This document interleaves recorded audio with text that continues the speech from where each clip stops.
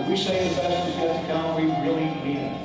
We're not offering people extra income and some savings on their energy bill. We're offering people a new beginning. What we do matters now more than ever.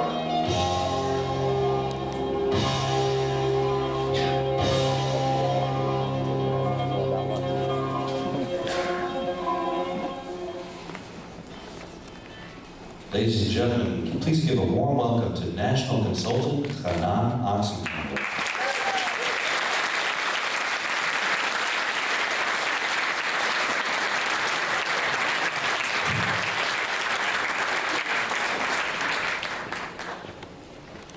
I'm standing in the dark. Oh, there you go. Good afternoon, everyone. Good afternoon. Excellent. I'm so very grateful that you all had a chance to make it out today. And I really want to, I'm trying to figure out, because they gave me this segment to start off the day today, and they said I got to give a motivational speech. And I'll be honest with you, for those that know me and those that know that how I speak and when I do speak, I don't really motivate people. I just speak from the heart and I give you facts. And I think this is what it's all about. So first of all, I want you all to give yourselves, because we're going to talk about this as we go out throughout the day, but to give all of yourselves a round of applause for making it out here today. Give yourselves a round of applause. And here's what I want to do. I'm excited for all of you that made it out here today. I had a chance to be down in Dallas for Ambition for Tuesday, Wednesday, and Thursday, and come back up home to celebrate the holiday. But I want to tell you that being down there for those 2.5, 3 days, and being there for the 6th Ambition, personally, I was excited. I was sad that I was leaving, but I knew that I was coming home to pray really hard that those announcements on Saturday will be really good. And it worked. But I will tell you that those 3.5 days that I was there got me super excited. Now, you just saw over here, and we keep on hearing it over and over from Jerry and Chris, that we're just getting started. The best is yet to come. And I'm reading in the new Success from Home magazine how they're saying it over and over again. The best is yet to come. Now, I will tell you this. I've been with Ambit for just about 6 years. November 1st is going to be 6 years for me. It's just hard to imagine that I've been around for so long with Ambit. But I will tell you this. I'm feeling it every single day. You know, we talk about the growth of the team, and we talk about new consultants coming on board, and we talk about how we go out there to present this opportunity to everybody. And I'm so excited that there are so many people that have, along this journey, and maybe I shouldn't say this because there are new people in the crowd here today, but I'm so excited along this journey that I've had for the past 6 years almost, people that are just enforcing me and allowing me not to slow down by telling me no to this opportunity. Do you realize, do you imagine, can you comprehend this opportunity that you have in your hands? Think about it. You're sitting here in New York State that was just recognized out of about 75 different energy retail companies as the #1 on J.D. Power & Associates for 2013. Think about that. Think about it. You're sitting here literally in the foundation of this opportunity, and people don't know about it. Going around doing presentations day in and day out, you know, talking to National Consultant Steve Thompson was here with us today, and he said he was doing a home presentation last night for people that did not know about Ambit here in New York, and we've been here for almost 7 years. Think about this opportunity that you have here. So what we're going to do today is, unfortunately, as you saw, there was a major conflict in schedule, and our co-founders could not make it out. So you saw there the greetings from our Chief Marketing Officer. But what we're going to do is we're going to try to replicate exactly what took place in Dallas on that Saturday. We're going to give you the best of the training that we can with the best of the local trainers that we have over here. There's going to be some awards. There's going to be some recognitions. We're going to make sure that you're going to feel as if you were down there in Dallas. I know it's New York City, so it's a little bit cooler. Better to be up here today. But we're going to try to do the best that we can in order to help you feel as if you were down there in Dallas. Now, look, the truth is that a lot of the slides that you're going to see here today, and they're going to be going on this screen over here to my right, a lot of the slides that you're going to see here today are slides that you have already seen. We're going to go through the Jumpstart training slides, but in a little bit more in depth. And then there's going to be some extra bonuses, some extra perks along the way that we're going to talk to you about. There's going to be awards, there's going to be some recognitions, we're going to have some testimonials. So for the next 6.5 hours or so, just making sure everybody's paying attention. For the next couple hours, just hang on to your seats. We're going to have a fun day. Relax. There's not going to be a break in between, so if you're looking to exit for whatever reason, please go to the back door over there. I would like, though, to start off by thanking everybody that was able to put this event together and all the guests that showed up here tonight. But I especially want to thank National Consultant and one of Ambit's top $1 million earners, well in excess of $10 million, National Consultant Steve Thompson. Let's give him a round of applause.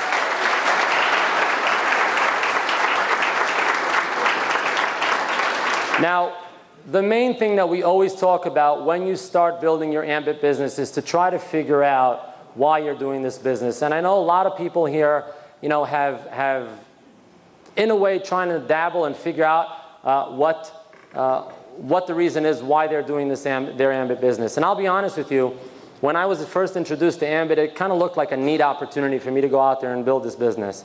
Was I really looking for another opportunity? No, very much involved in the real estate business. And I saw this as a way that, if I can make a couple extra dollars a month, why not? But what happened is, a few months into the business, when I realized that the income was coming in, I had to figure out, okay, what are we going to seriously build as a foundation for this income as it starts coming in? Now, these are the same exact 7 reasons that you see on the board of every single PowerPoint presentation that we do at any live business presentation, or even on some of the Energy 526 videos. The question is very simple. How many of you honestly in this room need or want additional income? Okay, so it's a tricky question. I'm not really sure. Let me just stick away from that side of the room for a moment. How many people on this side of the room need or want additional income? Okay, most of you. It's funny when you ask the question second time, then people raise their hand. Let's try it over here. Is there anybody in this room that doesn't need additional income? Is there anybody here that their husband or spouse, boyfriend, girlfriend, husband, wife are both working and one of them wants to retire and bring the other one home? Nobody? Okay, so here's the hard part about this slide. Most of you probably don't know why you're doing this business. Is there a couple sitting in the room here? Anybody that's a couple sitting in this room? Are you both working? You're both retired? So can I ask why you're building the business? I'm sorry? To serve others and help others. Okay. Is there anybody here that's working this as a couple that one of them wants to retire so that they can focus on Ambit full time, or just be more home with the kids, or just, work in the house and do the dishes and just not work? Okay, we have one over here, but his wife is not with him, so I don't know how valid that's going to be. Okay, the two of you. Who wants to retire first? Me. Why? Because I want to make a lot of money. So I'm going to assume that what you're doing right now is not doing that for you. Okay, so, and I can go through every single person, and we do this at small home presentations. We try to figure out why you're doing this business. All of these reasons are great. My dad, who's here with me, and he's actually been with me for the past 4 weeks. He lives in Israel, but he's been with me visiting here for the holidays. I speak to him occasionally about how much he paid when he went to law school here at NYU some years and years and years ago. I think it was something about $40 a credit he mentioned to me. I guess some of you have been to college recently. I don't know how much it costs today. Okay, but my oldest is going to be going to college in about 8 years, and I don't know what college is going to cost back then. But all these reasons are great. I thank the couple here from the middle who just mentioned that, provide more to charity and help other people, because that's really what we're in this business for, to help others. But that last key bullet on the bottom over there, that's really the main focus why we're all in this business. How many of you can not go to work tomorrow and still get paid at the end of the week? Let me try this again, because some consultants don't understand that question. How many of you can not go to work tomorrow and still get paid? Okay, so I'm going to assume some consultants raised their hand, although I saw some hands that came up that are not consultants, but that's okay. Here's the point. You are looking to build a business, and I'll give you an example. I was up last night, a little bit late, trying to put some stuff together for today, and I happened to turn on one of the channels that had infomercials. And they were talking about this program where you can go out there and buy real estate, no money down, bad credit, no income. Anybody ever seen those infomercials?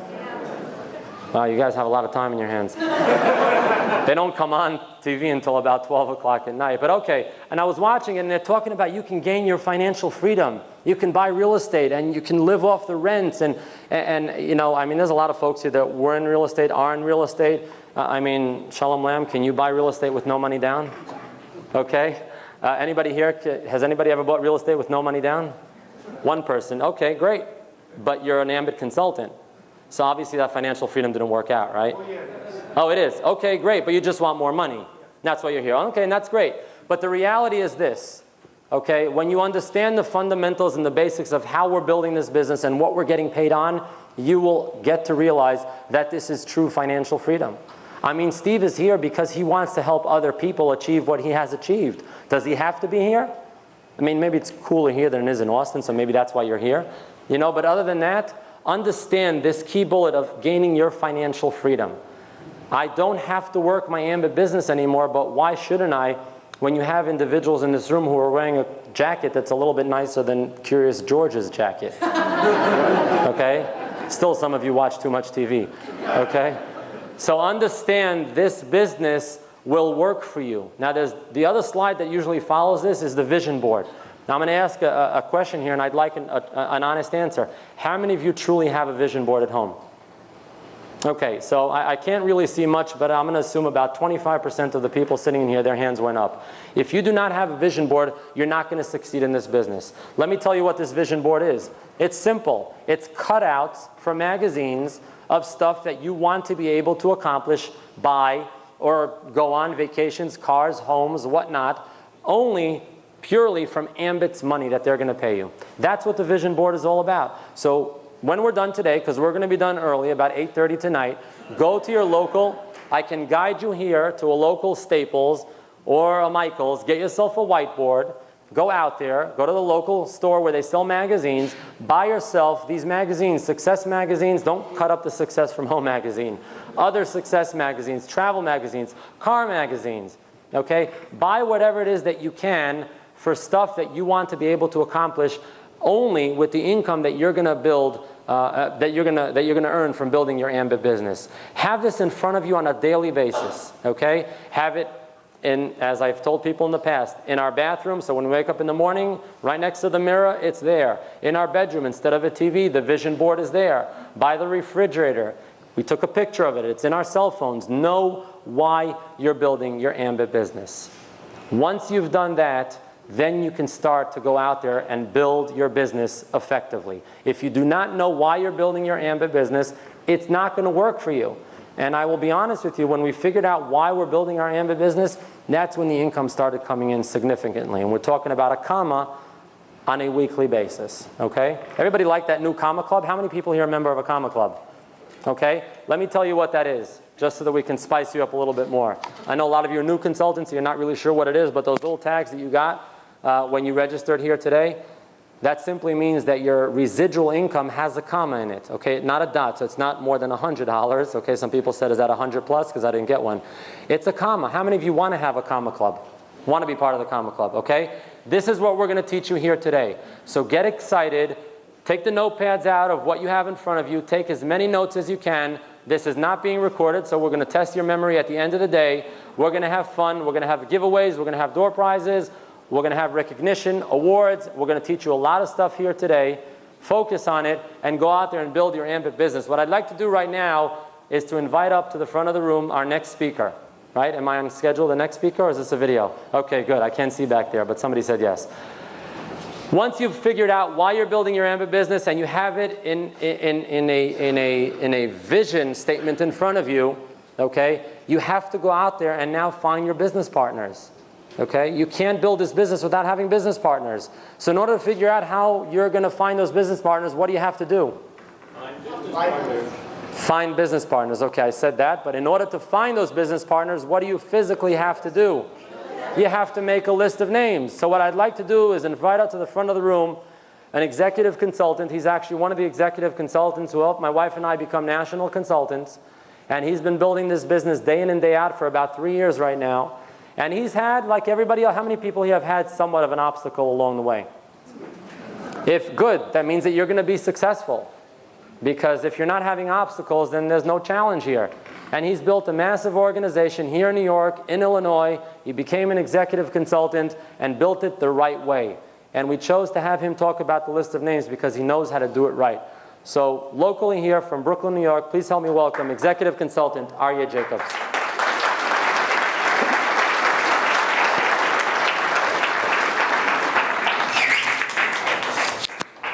And this too? Yep, click forward when you... Oh boy, what pictures that? Good afternoon, everyone. Good afternoon. Okay, which one? Don't worry about that. The slide? Okay. First of all, thank you for having me up here to speak about making your list. Making your list, I tell my team, and I tell this wherever I speak, is the fuel that's going to get your Ambit vehicle from point A to point B. Ambit's the greatest vehicle you have to get there. But if you don't have any fuel in your car, you can turn the ignition, you can look at all the beauty of it, but you're not going to get anywhere with it. Your list is what's going to grow your business. And this is how we teach you how to make your list. Number one, make a list of your friends and your family, people from work, social media. You can read up there all the different people you can make a list from. It's a very, very simple exercise, making your list. Now, a lot of people come to you and say, yes, well, I already have a list in my iPhone, my iPad, my contact book. No. Go ahead and write yourself a separate list. And I advise you to make a list of 200 names plus. And the reason why I say that is very simple. If I tell you to make a list of 20 names, and you get an 80% failure rate, you got 4 consultants, you're not even a regional. What happens if you make a list of 200 names and you get an 80% failure rate? You're looking at 40 consultants. You're well on your way to executive. Make that list. It's so, so important. And when you make a list, you write down a name. Let's say you write down a doctor.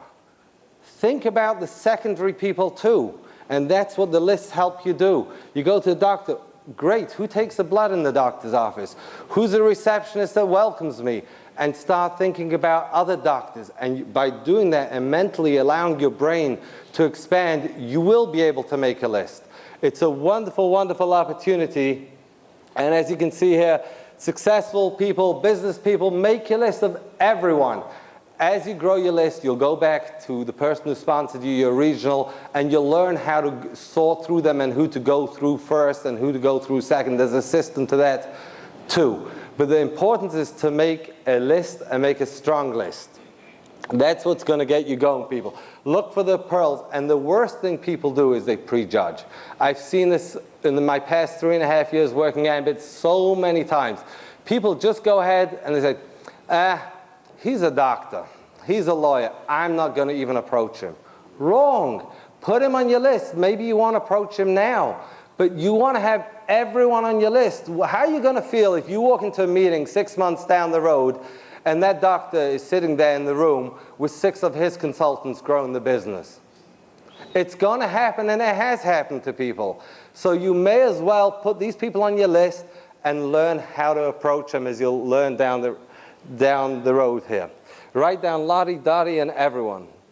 Not bad. And the other thing is, the last thing I want to speak about is keep adding to your list. How many times do consultants come to you and say, I've exhausted my list? And I want to ask them, where's a grave marker? You really are not going to meet anyone?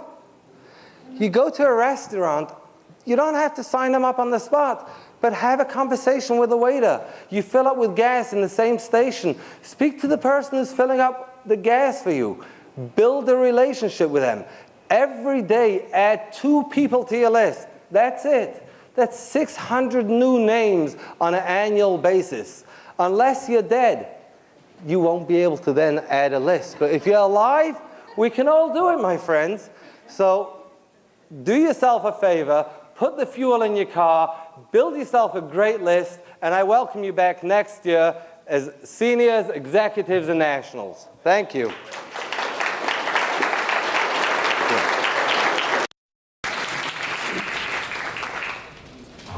2013, the 8th year of Ambit Energy, the 7th ambition. Throughout the day, we'll be looking back at events that have shaped our history and at landmarks. The year was 2006.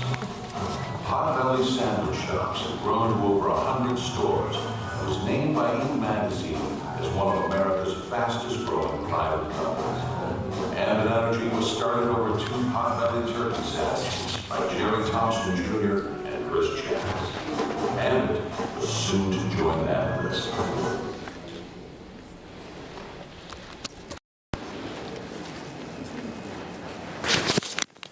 No, I just need this. Technical stuff. All right, I'd like to bring up our next speaker for today. He is an executive consultant also. Actually, Arya Jacobs, who just here, you can find him featured on the front cover of Success from Home magazine. I'd like to invite up another executive consultant because once you put together the written list of names, and by the way, I think he was being very modest. Started talking about 200 names on the list. You have to have a lot more names on that list because if you're looking about how much you're going to succeed from the get-go, you want to have a lot more names on that list. But 200 names, if you can have 200 names on the list, you're going to have a great start. I'd like to invite up our next speaker who's going to talk to you about the pure essence of what you need to do now that you've executed the written list of names, and that is the invitation. Help me welcome executive consultant, a top 50 money earner, executive consultant, Mr. Shimon Kalyan.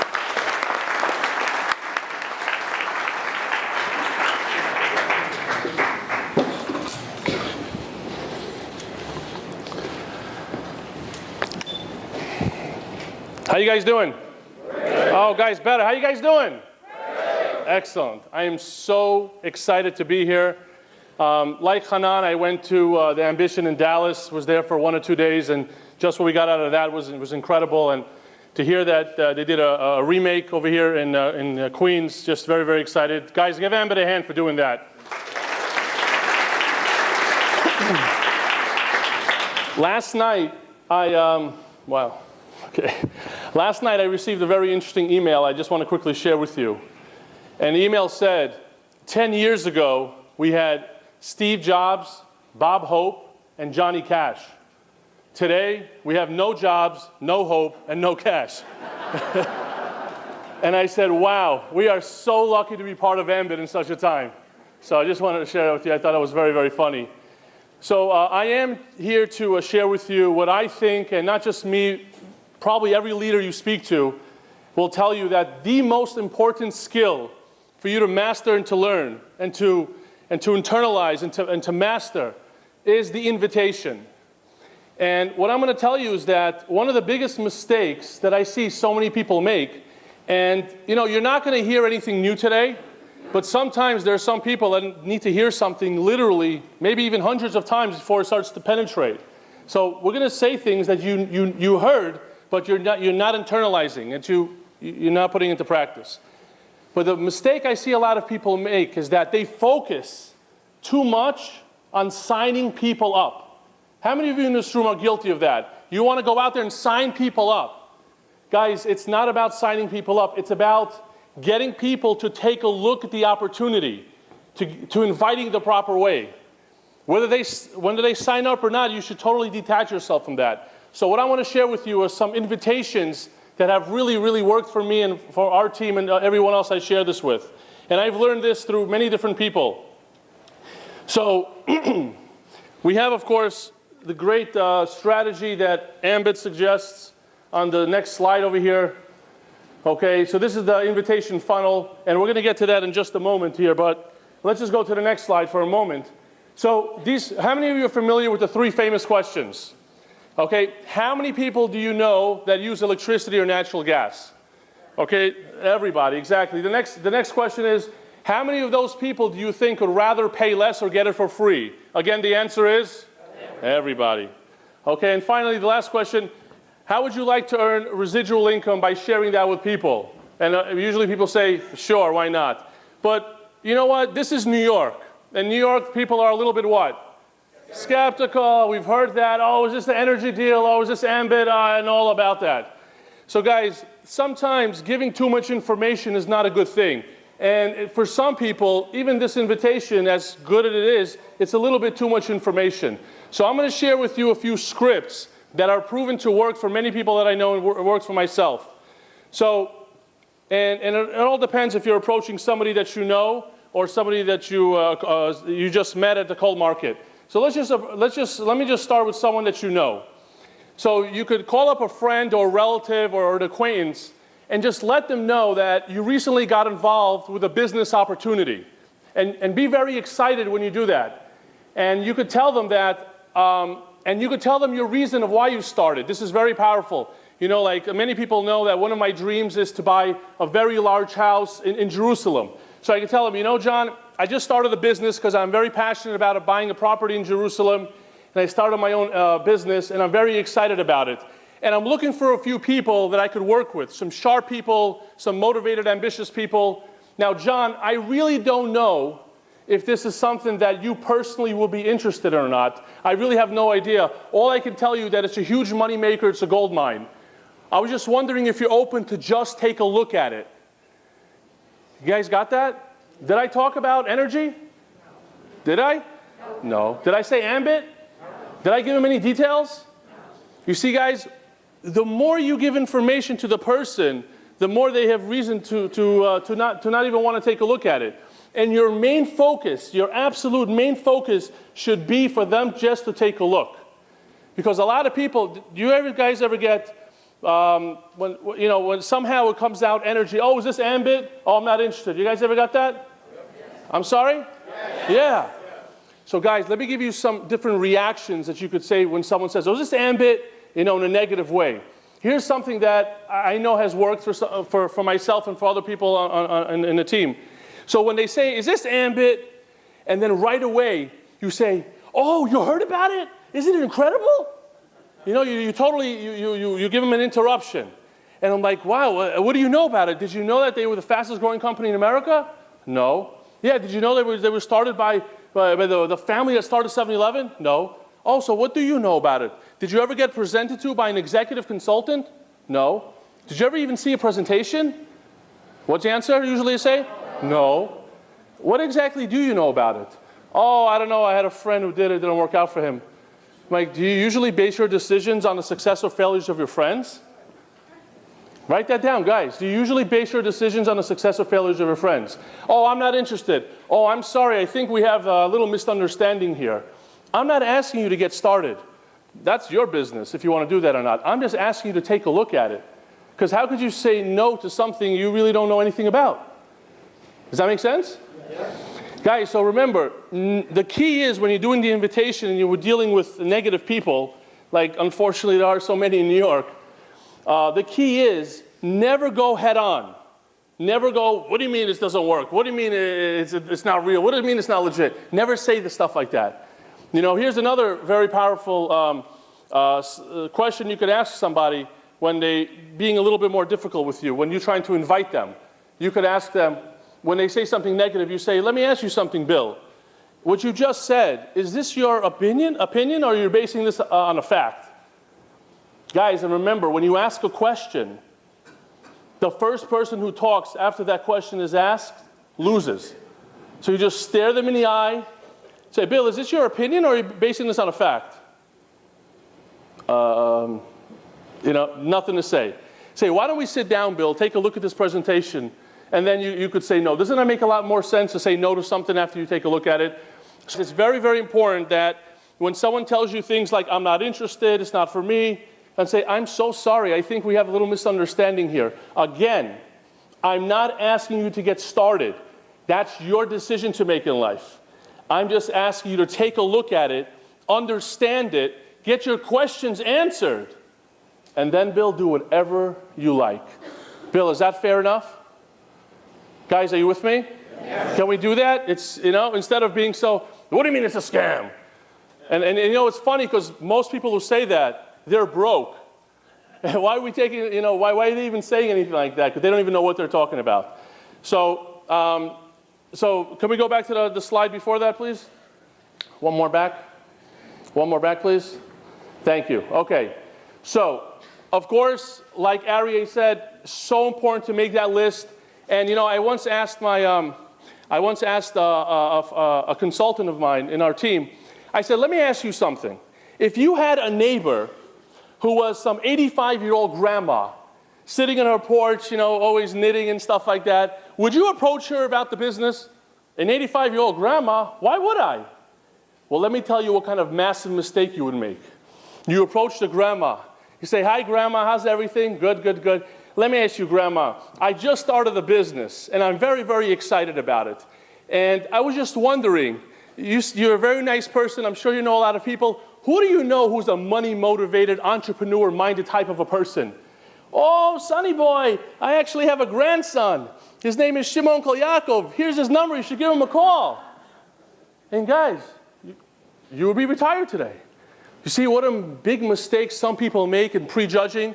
So guys, listen to what Aryeh said. Make the list of everyone that has a pulse. Okay? You put them on that list, and you get context from them. Because the chances of you personally finding the right person is pretty low. But the chances of them knowing the right person are much higher. You guys with me? Yes. Are you guys willing to put this into practice? Yes. Turn to your neighbor and say, I'm going to make this happen. Excellent. Good job. All right, guys, I got a lot more to say, but time is short. Okay, by the way, before you leave, we have magazines available. Please pick some up. These are the best invitation tool out there. I'll personally teach you how to use it regardless of whose team you're on. So with that, I'd like to bring up, again, national consultant, millionaire, Hanan Oxenhandler.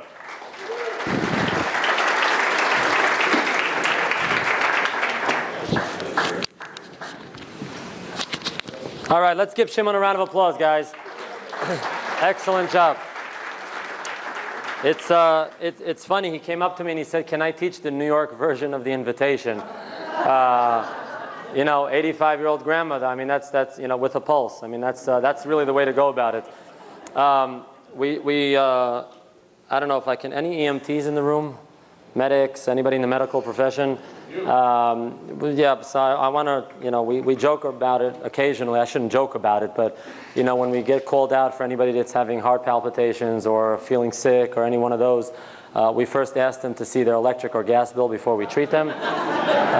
So anybody with a pulse, I just thought about that. But here's the deal. So we put together a written list of names. We now learned how to master the invitation and understand your goal is not to present. Your goal is to what?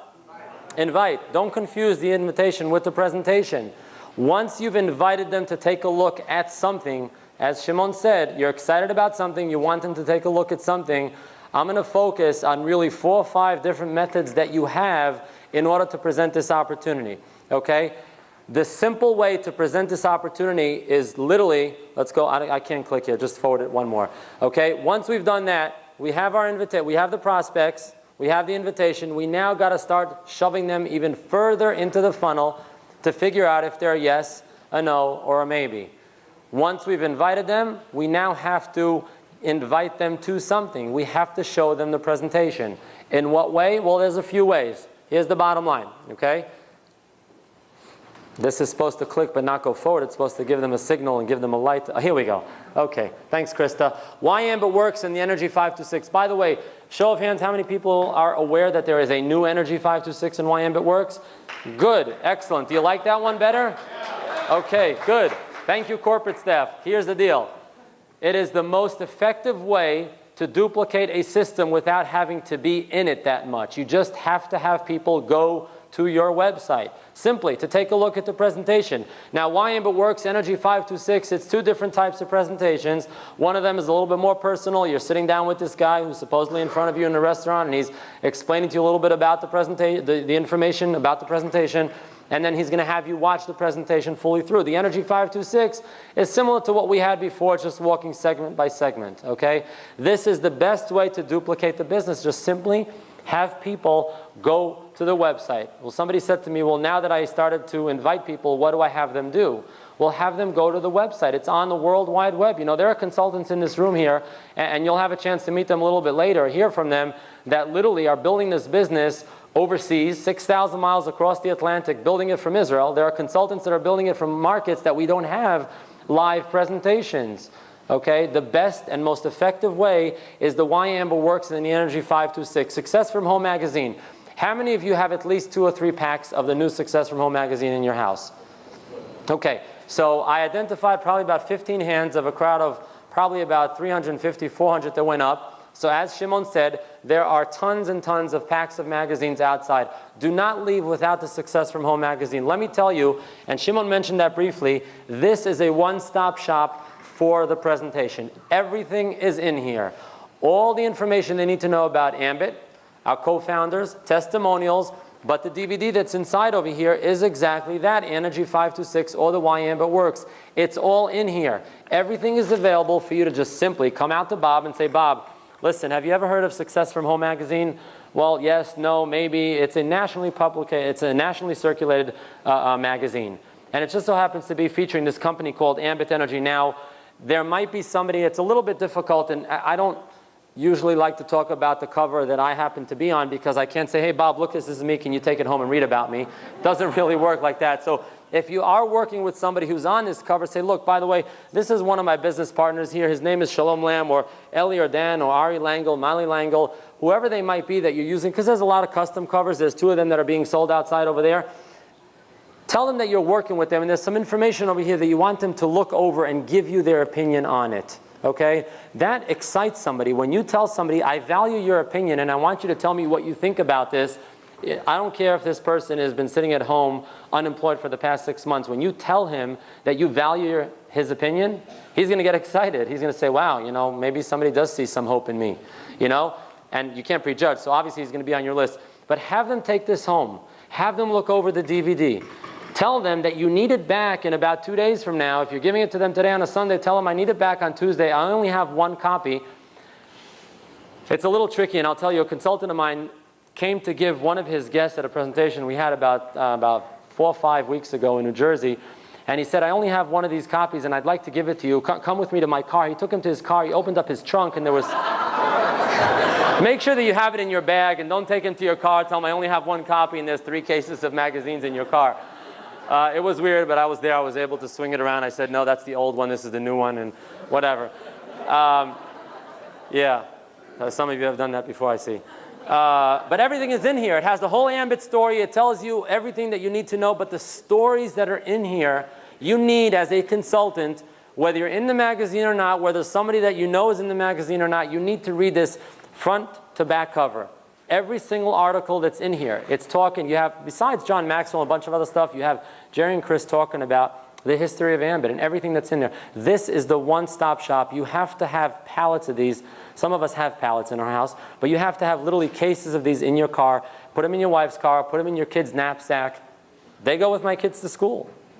They do. As long as they don't come home with them, I'm happy. That means that they're doing what they were told. Okay? Sometimes they come home with their lunch, but the magazine is not in there, so that's okay. I don't care if they don't eat, as long as they give out the magazines to their teachers. That's okay. But this is the most valid tool that you can have. They're outside over there. Nobody is making money on these magazines. They're being sold exactly at the price that they were bought, but you have to have packs of these in your car. If you have 2 cars or 3 cars or 4 cars in your family, make sure every car has packs of them. The live business presentations and the one-on-ones. I'm going to add one more, the home presentations. The live business presentations are really a validation that it's not just you, okay, and Bob, your guest, that are taking a look at this business. You come to a live business presentation, you get to see other individuals from all backgrounds, all walks of life. Here's what I will tell you. This is what I tell my team, and I'm honest. If you're not attending at least 1 live business presentation, I know we have some folks from LA, so they're exempt from that, although they do the home presentations, and we'll talk about that. If you're not attending at least 1 or 2 live business presentations a week, you're not building your business. Well, but I don't have a guest, and they all bailed out. They said they can't come. Go support your team. Go support Ambit.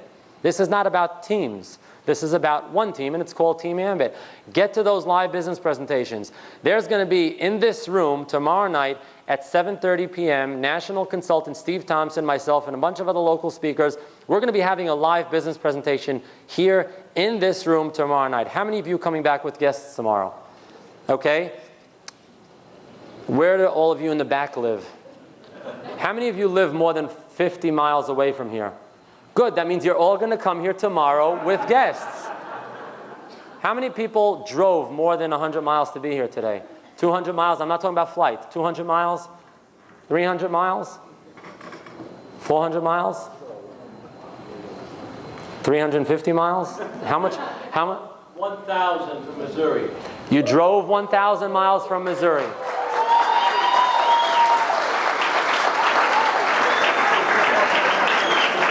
going to be a little bit hard to go and come back tomorrow, so you're exempt.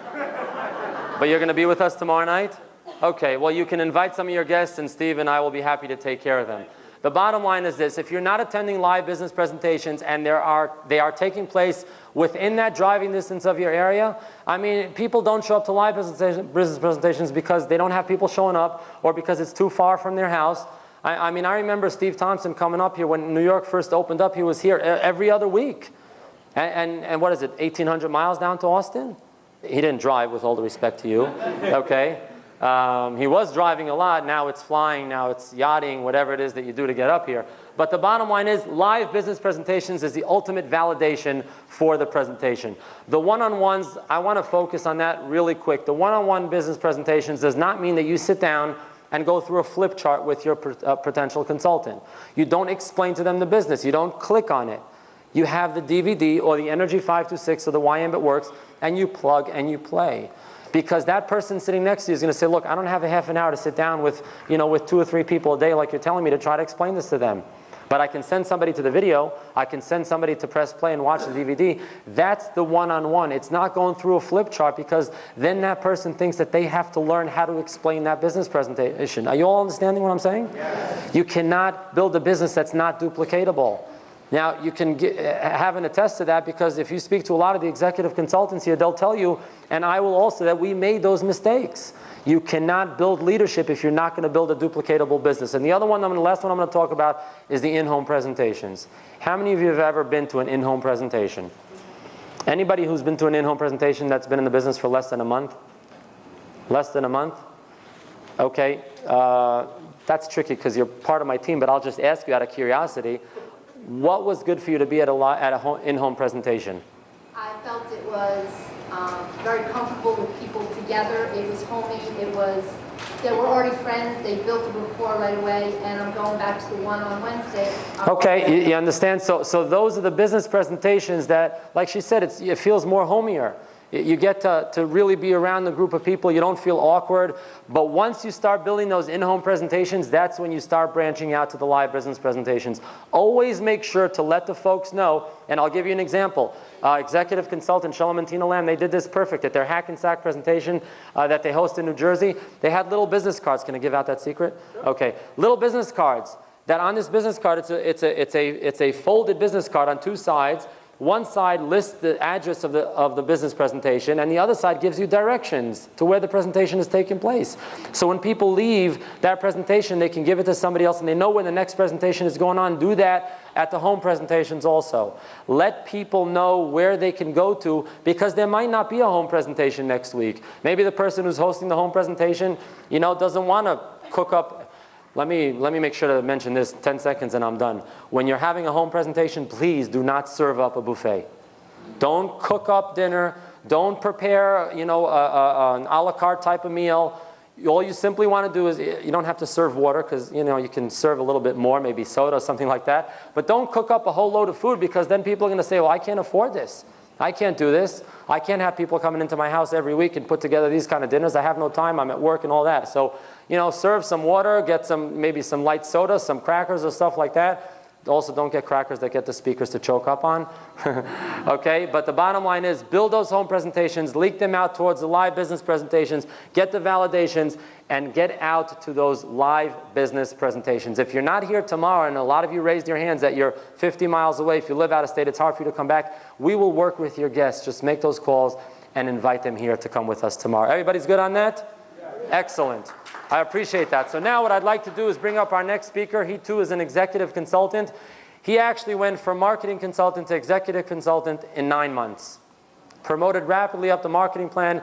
I'll be honest with you, I like the guy. I still think that to this day he has no idea how that happened. It's okay. We always said you don't have to be smart to be an Ambit consultant. Nothing against him in general, okay? But he moved up the ranks quick, and he's building a business now out in California. He's building a business here in New York. He's going to come up and talk to you about how you actually have to take them from the presentation to validate them and to actually get them ultimately to do what? Sign up and become a consultant. Please help me welcome local Brooklyn executive consultant Jack Coppell.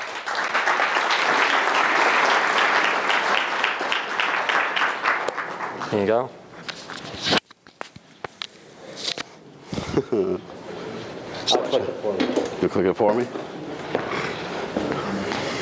At least they changed the picture of me. It looks a little better. My name is Jack Coppell. I'm an executive consultant. And, you know, you guys basically saw how to make the written list. You saw how to invite people. You saw people. They came down to the presentation. And now we go to the next step, which is the follow-up. The importance of a follow-up and call to action. First of all, when people leave a presentation, you will never know until you follow up with them what they really want to do. Usually when they're at a presentation, you want to sit down, follow up with them. You want to actually sit there and find out what it is they like, what they don't like. You'll usually have some guys, great guys there that are going to help you, bring them on board. But you know what? You want to follow up with them. You want to answer any questions they may have and ask them if they may have questions. We go through a very quick presentation. A lot of information is being given to people in a matter of 25 minutes. There are a lot of questions that are there, and people have those questions. You want to make sure those questions are answered, whether it's on the spot, whether they leave. You want to call them up within 24 to 48 hours, and you want to follow up with them. You want to see where their head's at. You want to gear them. You want to see what we can do to bring them on board with us. That's the bottom line. I mean, there are so many people that I sit there through a presentation, and some of the consultants bring them down there, and they leave, and some of them don't get it. They go home, they think about it, you call them up the next morning, and they have the questions. There are many tools to follow up. You have executives, you have national consultants. We have, I believe someone will speak later about the three-way call, where you can follow up and get those answers to them. But it's very important. After a person does see a presentation, you want to make sure to follow up with them. You want to make sure to gear them. I mean, most of my consultants and most consultants out there, I mean, I've heard it from Steve Thompson, you follow up with somebody and you tell them, listen, what's holding you back?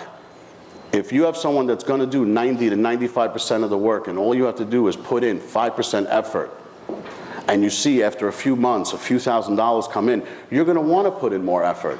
So, you know, it's time to actually get started, take action, and do something to change your financial future. Most people that showed up at a presentation, whether you pulled them, dragged them, you know, threw them in a car, tricked them, I'm not, you don't trick people, but, you know, my mother just had someone show up at my house, but, you know, you want to get them to that presentation, and then you want to follow up with, very important, the most important thing is to follow up, and not a week later, the next day, tops 2 days.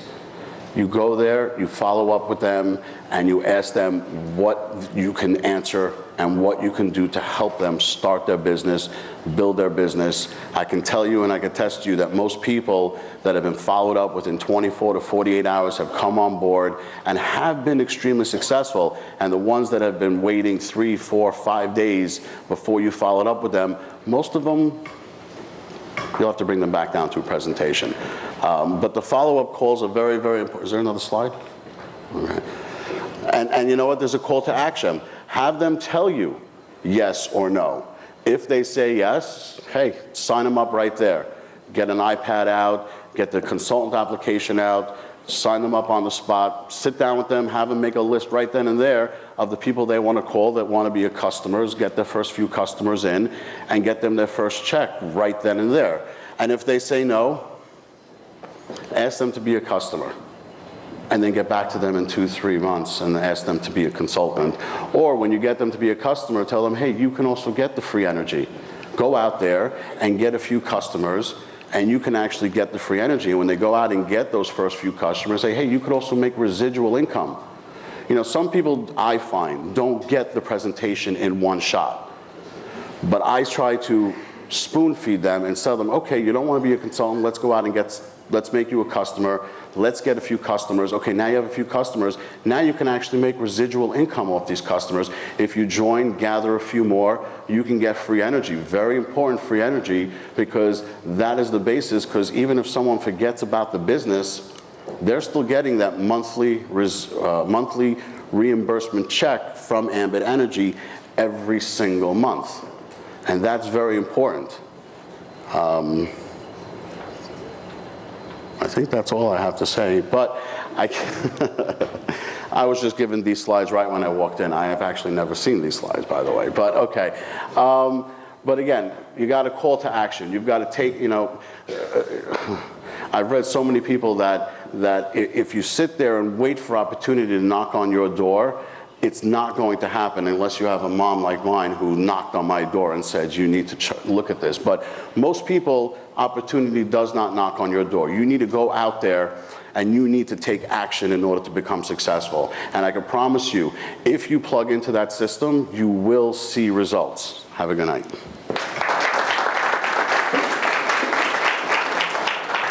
All right, now I have a few awards to give away for speakers, business presentation speakers, outstanding speakers up here in the area. We have 3 awards to give away. They are speakers that have gone above and beyond speaking at presentations. Our secret shopper program rated these individuals as the top speakers. So I will go ahead and start. The first one. We have Molly and Ari Lingle.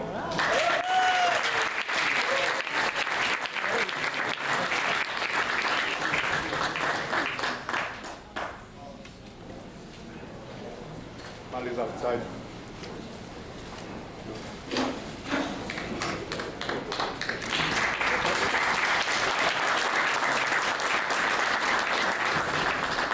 Good job, man, Brad. Number 2. You heard from him already today. Let's give a hand for Ari Jacobs.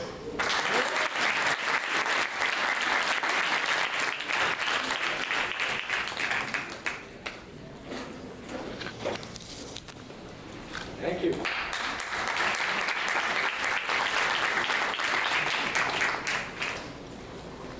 Good job, Art.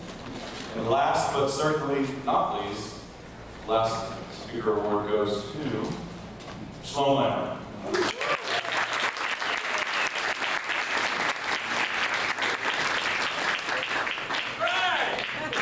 There we go. Guys, I'll...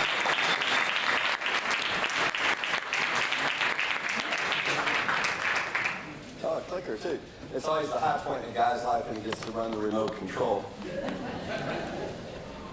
First thing I want to do is get off that screen. I think I'm better off down here. You guys like me better off down here or up there? I couldn't understand the answer, did you? Oh, okay. Tall as I am, I started to nosebleed when I get this much. My name is Steve Thompson. I'm from Austin, Texas. And I just want to say thanks to all you guys for coming out. It's been a great year, 2013. But based on what we just had at Ambition and a couple of announcements that looks like are coming at simulcast. Anybody get registered for simulcast yet? Rolling jerseys? First thing I did when we finished Ambition, being from Austin, Texas, a true Texan, big believer in Texas all the way, is I went online and registered for the New Jersey location. Because I know where the money in the end is coming from. It's coming from the Northeast. And you guys, if you ever want to be in the right place at the right time, the Big Apple's it. New York City is the center of the economy. Okay, we talked a little bit through the process, and I'm going to repeat a couple of things, but what I'm here to talk about is the validation part. A big reason a lot of people don't join Ambit Energy is that they had no validation of what they saw. They see a presentation, it may be a video, it might be a slick video, it could be PowerPoints and a number of things, but they need validation about that. And I want to back up and tell you something that's more important. What people join or don't join most often is you. It's your commitment level and your absolute belief level in Ambit Energy. If you truly believe, if you don't yet believe in Ambit Energy, you definitely need to read the magazines and understand. I mean, this is the largest, fastest growing direct seller of energy in the world. And all of the expansion going on is in the Northeast, and you guys are in the center of it. If you've got that kind of belief, and then you have a commitment level to do the job and see it through, that's truly what people follow, is your commitment level. As I say, facts tell, stories tell. So you want to learn stories of other people to help validate it. And I'll move along with that and say, here's the whole process, and we didn't really talk about that, is it starts with you having made your list of prospects and contacting a few people every day. And I don't think we clarified that, but it's not about calling 100 people every day. As a matter of fact, I tell people, I use the 2-2-2 system. Every day, contact 2 people off your list. You know, that's not hard to do. We're talking about 8, 10, maybe 15 minutes if you do a proper invitation for both of them.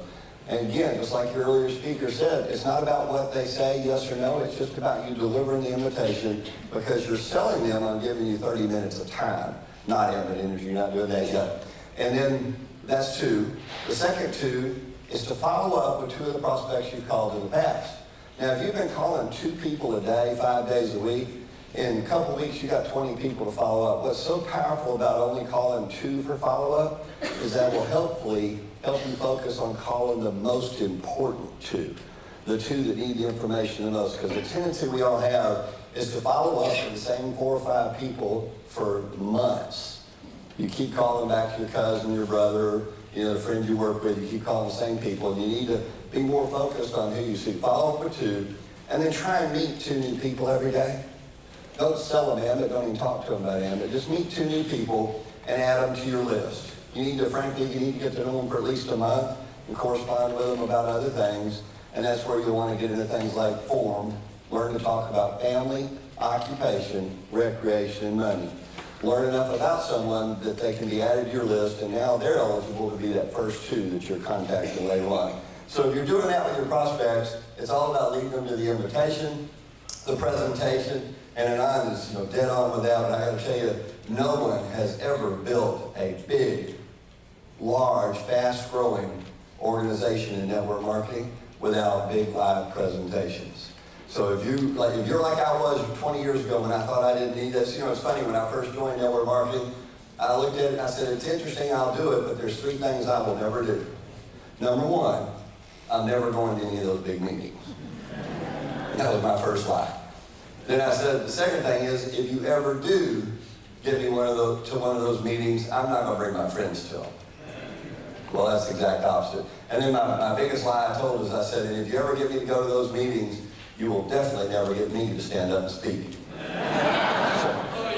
Yeah, oh yeah. Whoops. Not yet. I want to go through that a little bit more. So the presentation, and then you get to the validation stage, and this is where you're just trying to get an answer. And it's important to know the end result is always yes, no, or maybe. And the truth is, yes is awesome, but it's only about 10% or so, 10 or 20%. No, frankly, doesn't bother me a bit. No means, okay, I'm through with that person, I can move on to the next person. No's the definitive answer. Put them back on your list, be polite, try them again a few months from now or a year from now. Maybes drive you crazy. And that's the largest answer you get when you go back. And that's what the validation step is all about, is leaning people more toward yes and away from the maybe. Yes or no.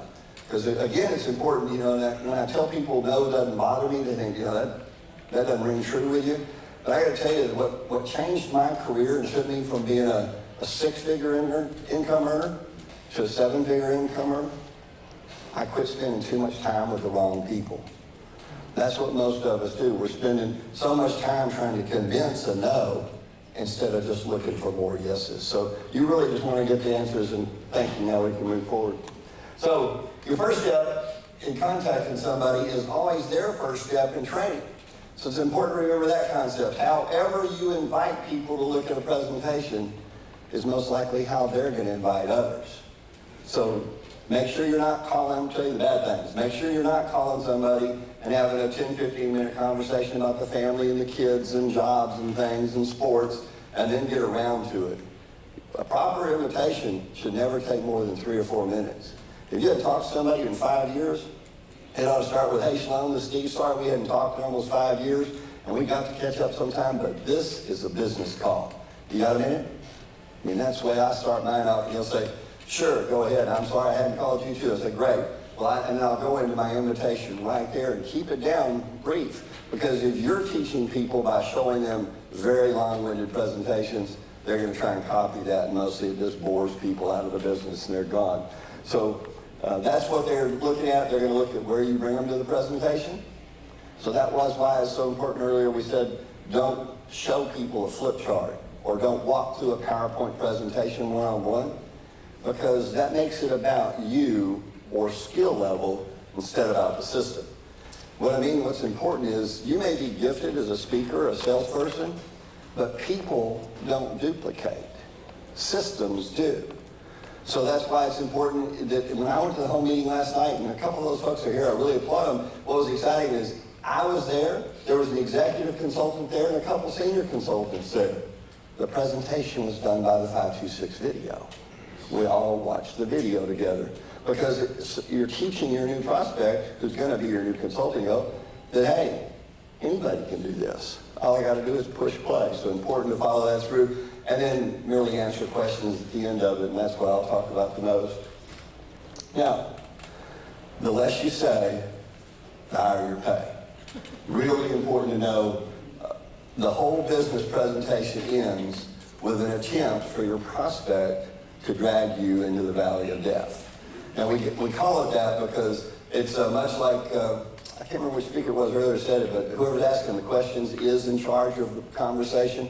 Doesn't matter what it is. I mean, if you go home and your spouse starts asking you a line of questions and you start answering those questions, I guarantee you they're in charge, right? If you're the one asking questions, you're in charge. It happens every way in life. And at the end of the presentation, if you let someone start leading the conversation by asking you too much, what they're doing is saying, Mr. Presenter, come with me down into the valley of death, a place where this whole opportunity dies and we don't get there.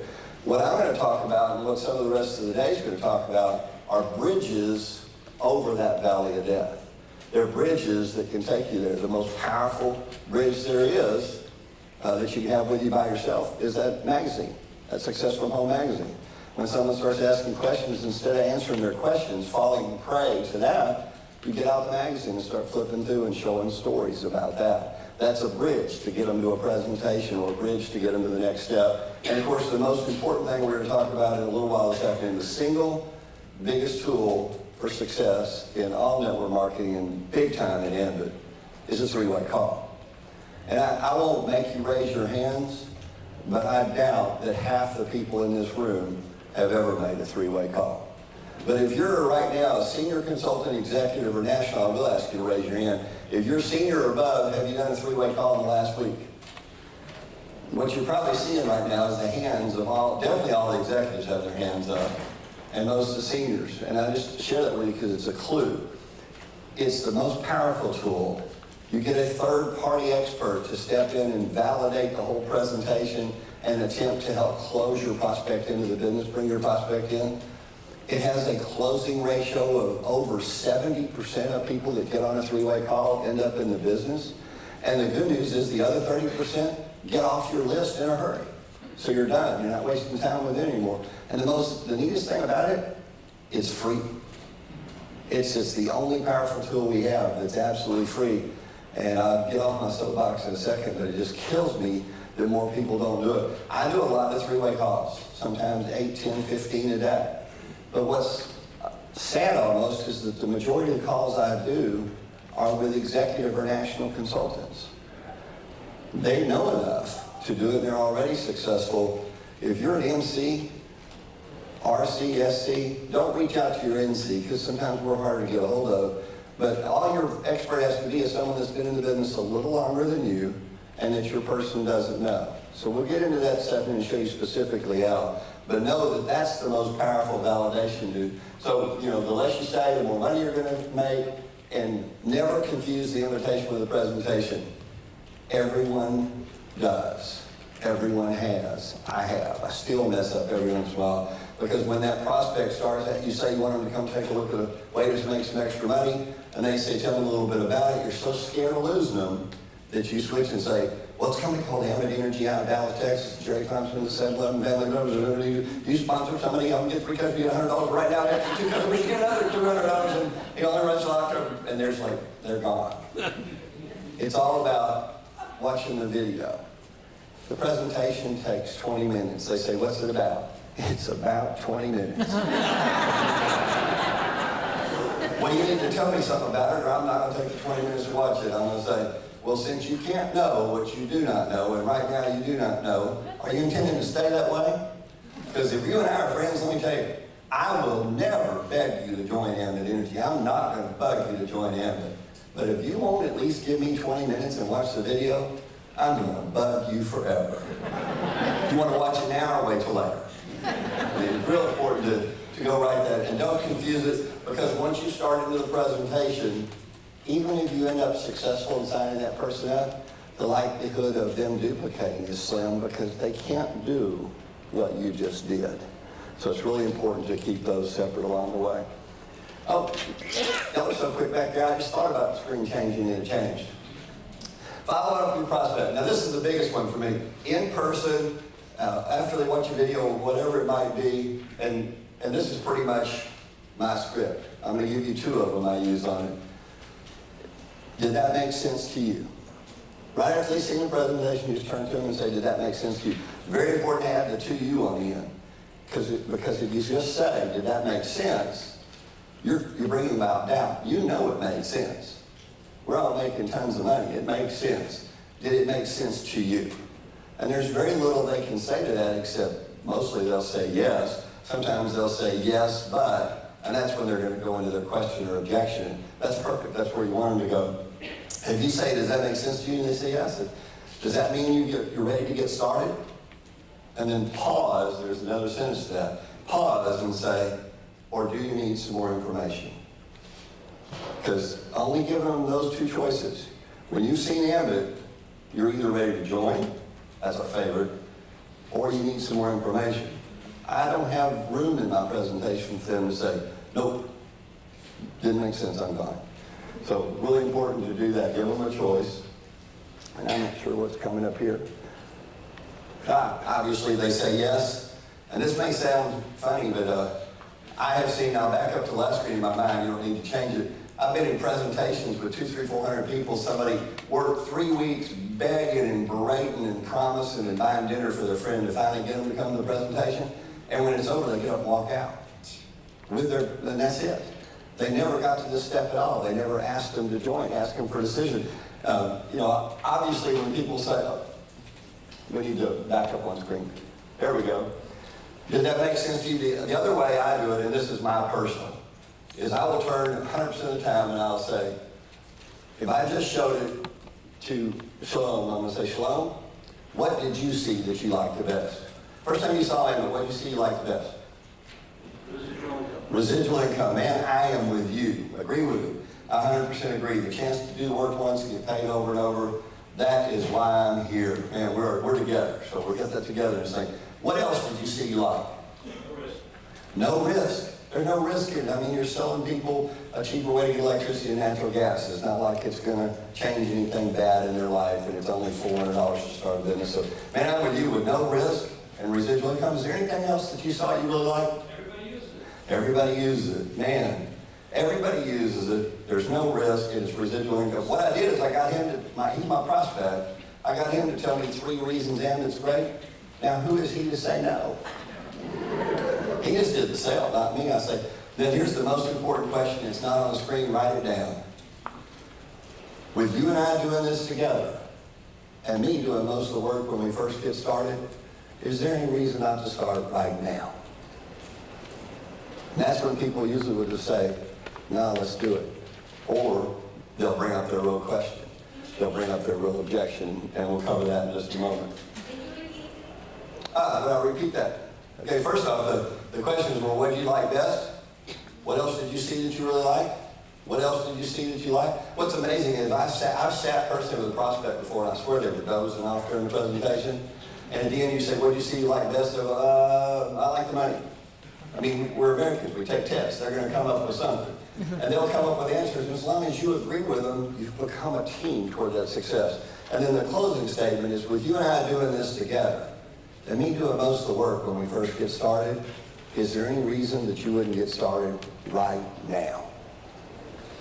It's real important. Now, it's important to know when I say I'm going to do the work for somebody, I'm not going to have you hand me your list. I'm going to go call them and let you know where you need to go back. That's not what I'm talking about. What I mean is, if you're new, you don't know anything, I'm going to have you do step 1, which is make a list, and then I'm going to help you with step 2, the invitation, on the first few invitations. Then when you get pretty good at it, I'm going to let you do the invitation with me listening in. And then I'm going to have you doing step 1 and 2, the invitation, but I'm still going to arrange the presentation and help with the validation follow-up and the 3-way call. And we'll work you through the process until you're ready to fly on yourself. That's what you mean. And when you tell somebody you're willing to do most of the work, you should mean it. That's going to make it successful. Obviously, if they say yes, it's time to sign them up. If they say no, maybe, then you need to move to the three-way call. We'll show you that. And if they say no, become your customer. And that brings up the most important thing that we haven't said yet today. If you want to change your career big time, when you bring people in this business, tell them, never, ever ask anyone to be a customer, period. I don't care if it's your 88-year-old grandmother, do not assume and go right to asking her to be a customer, because that's a yes or no thing, and if they say no to that, it's over. There's nowhere to go. If you ask somebody, if I was asking, a good friend, I was asking Hanan to be my customer, what if Hanan had said yes? I'd be making a nickel a month off Hanan now. That'd been pretty awesome, wouldn't it? On the other hand, if I said, Hanan, I started a business, I need you to help, I need you to watch this video, he said, I said, I understand how those businesses work, whatever he might say, he said, but I don't have time to see, I'll help you, I'll be your customer. I'm going to still say, man, I appreciate that big time, but I still need you to watch the video first, so you'll see what I'm doing, and you can give me your opinion and advice along the way and really understand what I'm engaged with. So hang on, we'll watch this video. Because I promise you, no one has ever sat through a video for 20 minutes and at the end of it said, well, Steve, I was going to be your customer, but now that I've seen that video, I don't want anything to do with you anymore. No, they're not. They're probably still only going to be a customer. But now they understand the process. And while they're being a customer and you're signing up, they might say, have you talked to your Aunt Sally about this? Have you talked to? Pretty soon you're getting referrals because you just engaged that person in the business that you're engaged in. So we teach all the time, when you join, go out and get your first three customers. What we forget to say is, go out and invite 10 people to look at Ambit. 7 or 8 out of those 10 are going to tell you no. They won't even look. And then those are the ones you toggle over and ask them if they just at least help you out and be your customer. My favorite thing there is, well, if you're not going to do the business with me and work day in and day out and help build financial freedom, you will at least be my customer. It won't cost you anything, won't inconvenience you, and I won't bug you anymore. That'll bring them around to doing just that. So ask them to be your customer. I'm not sure what we have here. I'm somebody else now. Okay, there we go. So I said the next thing we get into is overcoming objections. And this is one of my favorite topics. And it's probably the thing that shoots most of us down. Let's be honest. How many people have asked people to join Ambit and you hear not one but a list of objections? You may have ever been told, I don't have the money for it. I don't have time. Those things are crooked. Is that a pyramid scheme? I know people, are we changing colors? Look at that, high tech. My favorite one is, I don't know, I know some people that did that and they lost their house. I was like, what's a $429 house look like? I'm from Texas, we got some pretty cheap trailers down there. $429, wow. I might invest in real estate and got that thing pulled off. You have to understand that most of the objections they readily tell you are not even their objection. It's their wall. It's their security shield to keep them from going any further. And it's a lot like, in a little different way, it's a lot like when you walk in a store. I go to all the trouble of getting my car and drive downtown, or worse, I go to the mall. And I walk in the mall to the men's store, which I hate going through the mall, and I hate going shopping. I walk in the men's store and I force myself through all that because I need a new suit or something. And I walk in, the guy comes up and says, can I help you? And I say, no, just looking. I'm not just looking, I just went through 3 hours of pain to get here to buy a suit. But people won't say that. Unfortunately, the salespeople says, well, that's okay, dummy. Why don't you look around a little while and then you can ask me once you're lost. Well, most objections are just that same kind of shield coming up. So the goal, of course, is to have a little fun and teach you about objections, but know up front, you don't actually overcome objections. And we'll see this again in a minute. You identify them, confirm what the objection is and whether or not it's real, and then you show them how Ambit might be the solution to that. Never overcome objections. Somebody tells you that's not legal, say, yeah, it is, and my daddy can whip your daddy, and you don't want to get into an altercation with people about what is. Just again, you're going to tell them, that you empathize with them, you know how they feel. Elaborate on it to make sure you clarify what that is, and then show them how Ambit can change that. That's what we'll go through. How many people don't even ask people because they're afraid of the objections? You know, I'm not asking for a show of hands, really just yourself. The truth is, you know why most people don't join Ambit? It's the same reason most people that do join Ambit don't do very much. It's because of fear. The greatest holdback in our life is our fear. Our fear of objection is really our fear of rejection, our fear of failure.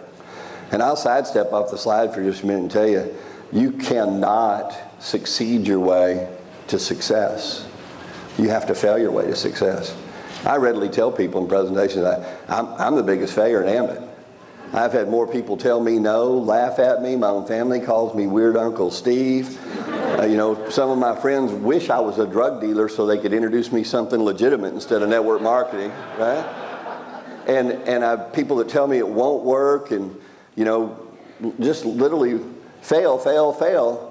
And because of that, they now send me millions of dollars because I have been willing to fail my way to the top.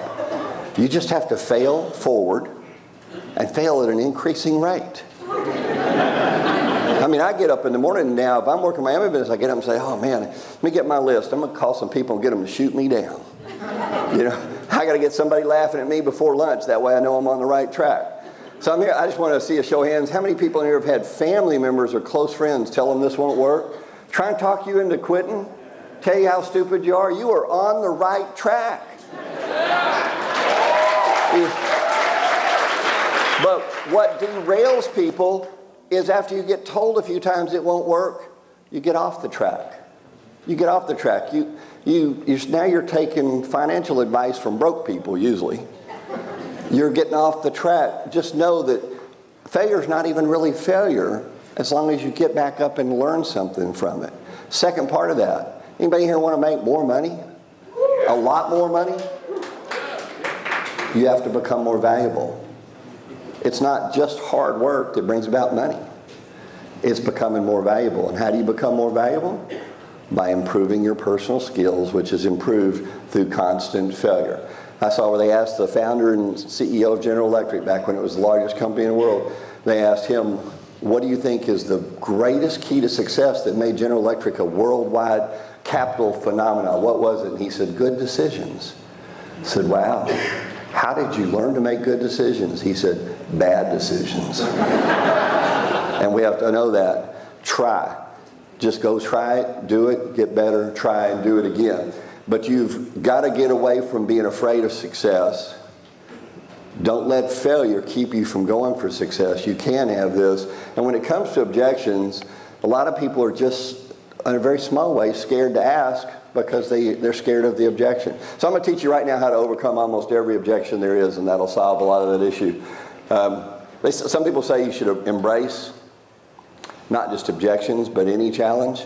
Because frankly, the people that say, I don't know, I'll get back to you, you can't do anything with that. But if someone's willing to tell you what their objection is, that's an opportunity to switch that. I mean, every objection is opportunity on the other side of that coin. So you should embrace objections because it lets you know there's a chance to solve that and get an answer to it.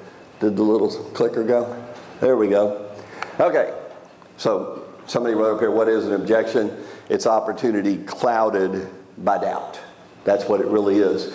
There's generally two types, misunderstandings, things people have heard, read. You know, my favorite one, how many have heard this? Said, I don't know, I looked up Ambit on Google and Google said some bad things about Ambit.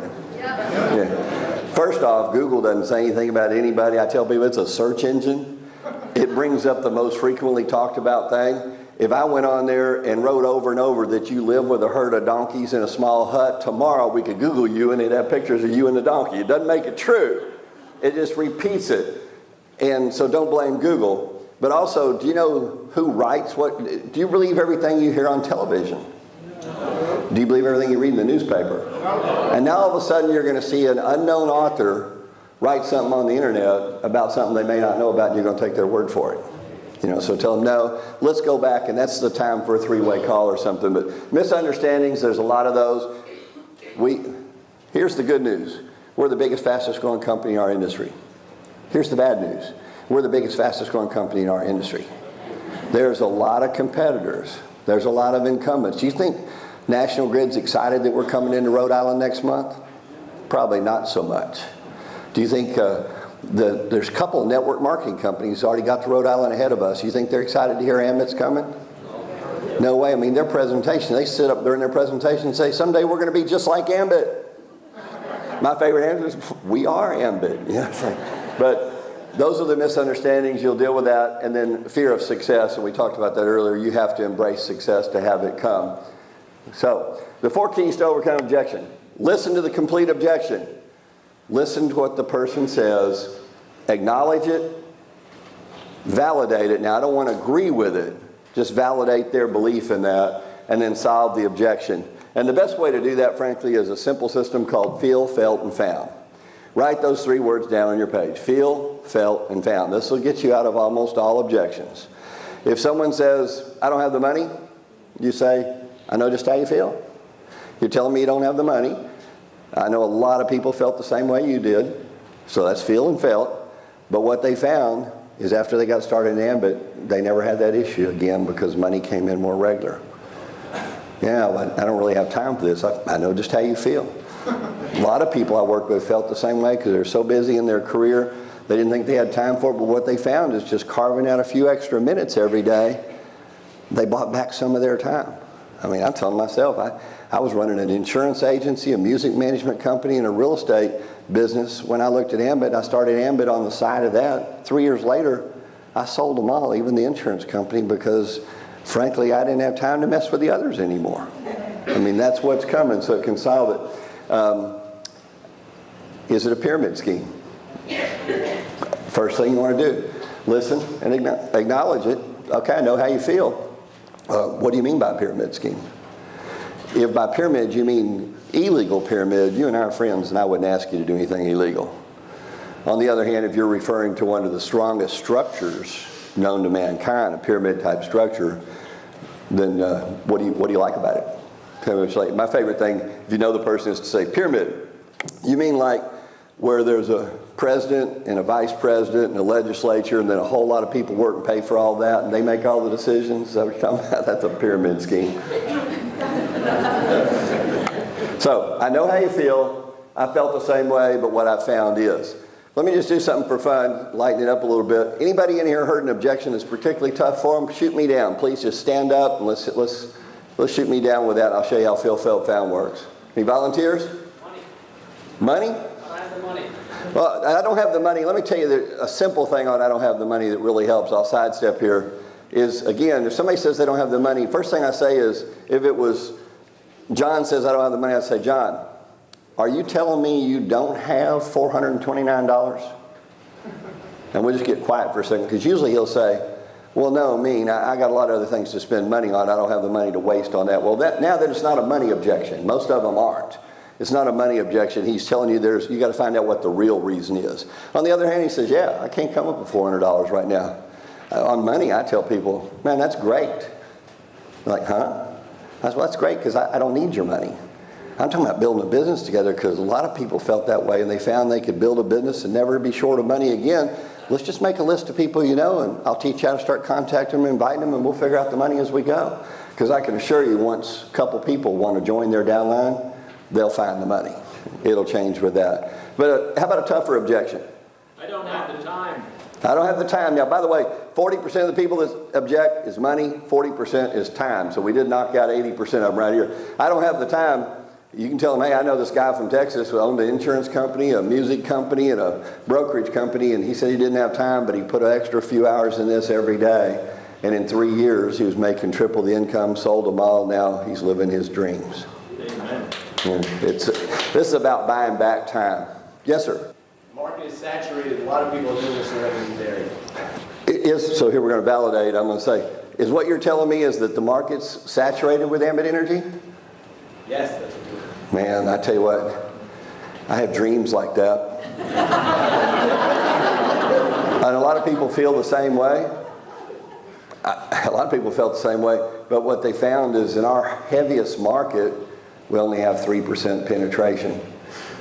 It is interesting, though. In Texas, we hear more of that than you do here. Because last year in Texas, we did have 3% of the market. You know what's unique this year? We have 5% of the market. In 1 year, we picked up what it took us 6 years to do before. So when people ask about saturation, you say, you know, I tell them honestly, I have dreams about saturation. That'd be where you have like 50, 60% of the market and we're all bazillionaires. So I hope we get to that. It's going to be tough because frankly, there's more people turning 18 every year than have ever been in network marketing in the history of the industry. So it's going to be kind of tough to outrun the birth rate. But I know how you feel because a lot of people felt the same way. But what they found is really in certain pockets of people in your community, it may be that a lot of people have already heard about this. You're going to have to step outside your community because it's a fact, 97% of the people don't even know who we are. That's a big old marketplace. Yes, sir? A two-part question. Number one, I know people have done it. They haven't succeeded. Why would I? At what point do you take the business away from them? I love that one where I say, I don't know, I know somebody that did that and they didn't make any money. I said, did you go, I'll ask you, did you go to college? Do you know anybody dropped out? Did you know anybody dropped out? What school is that? Because we need to close that down. I mean, because anybody in here ever been divorced? Yeah, we got to get rid of that marriage thing, right? It doesn't work. Synagogue, church, we don't need those. People quit all the time, right? I tell you what, if you're going to base your financial future on what a couple of buddies you did, here's the takeaway. You asked your second part. This may not be for you. This is for people that want financial freedom, not for people that doubt it. So let's just stay friends. Probably not room for you anyway. You probably couldn't do it. Oh, listen, I tell people no, you know, all the time. When I'm sponsoring somebody, it's an interview process, not a begging process. Yes. Yeah, people say I don't know anyone. Man, I tell you what. Just are you in pretty good health? He said he didn't know anybody. I said, I'm glad you're in good health because if you died right now, you're going to have to carry your own casket or something. I know how you feel. A lot of people felt like they don't have enough contacts to make this popular. But what they found is they met more people because they had Ambit in their life. And it changed to where now they're surrounded by a huge family of Ambit people and an untold number of prospects. So I want to know you. One more, I'm going way over my time. Yes, sir. Yes, he told me that he's heard so many about these kind of companies and they start off very fast and then a lot of people go to jail.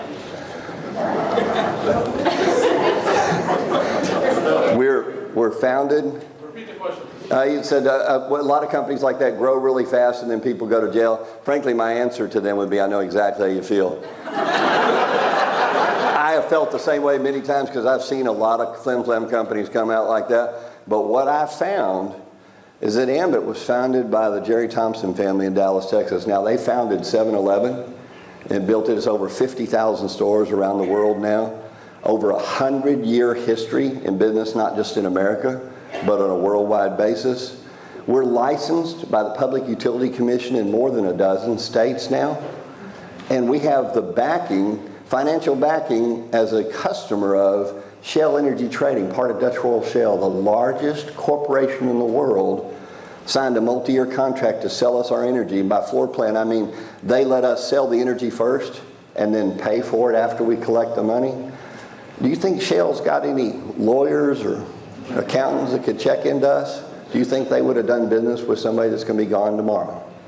I mean, you want to tell them you know how they feel, what you felt, what you feel. And by the way, it was exciting. That's one thing that happened to Ambition, hadn't happened in 8 years, is 2 people from Shell came and sat on the front row. Yeah. We still never tell somebody that Shell's our partner because they're not. They're our energy supplier. But we can be a little more publicly proud about that now. Just don't do what happened before. And it was in New York, it happened. People started putting their logo on our stuff, and we got a cease and desist order. We went years not even been able to talk about it. One more back here. Okay, one more. Biggest one. One of the people at the top make all that money. They don't. They don't. You know, it's interesting. I know how you feel. There's a lot of people. He said, why do people at the top make all the money? And I said, first off, I know how you feel. A lot of people felt the same way. But, you know, I joined at Ambit in October. So next month, it'll be 7 years. I was a founding consultant. That meant I joined before the end of November 2006. That's all you had to do. There was 700 of us as founding consultants. Of that 700, 75 survived.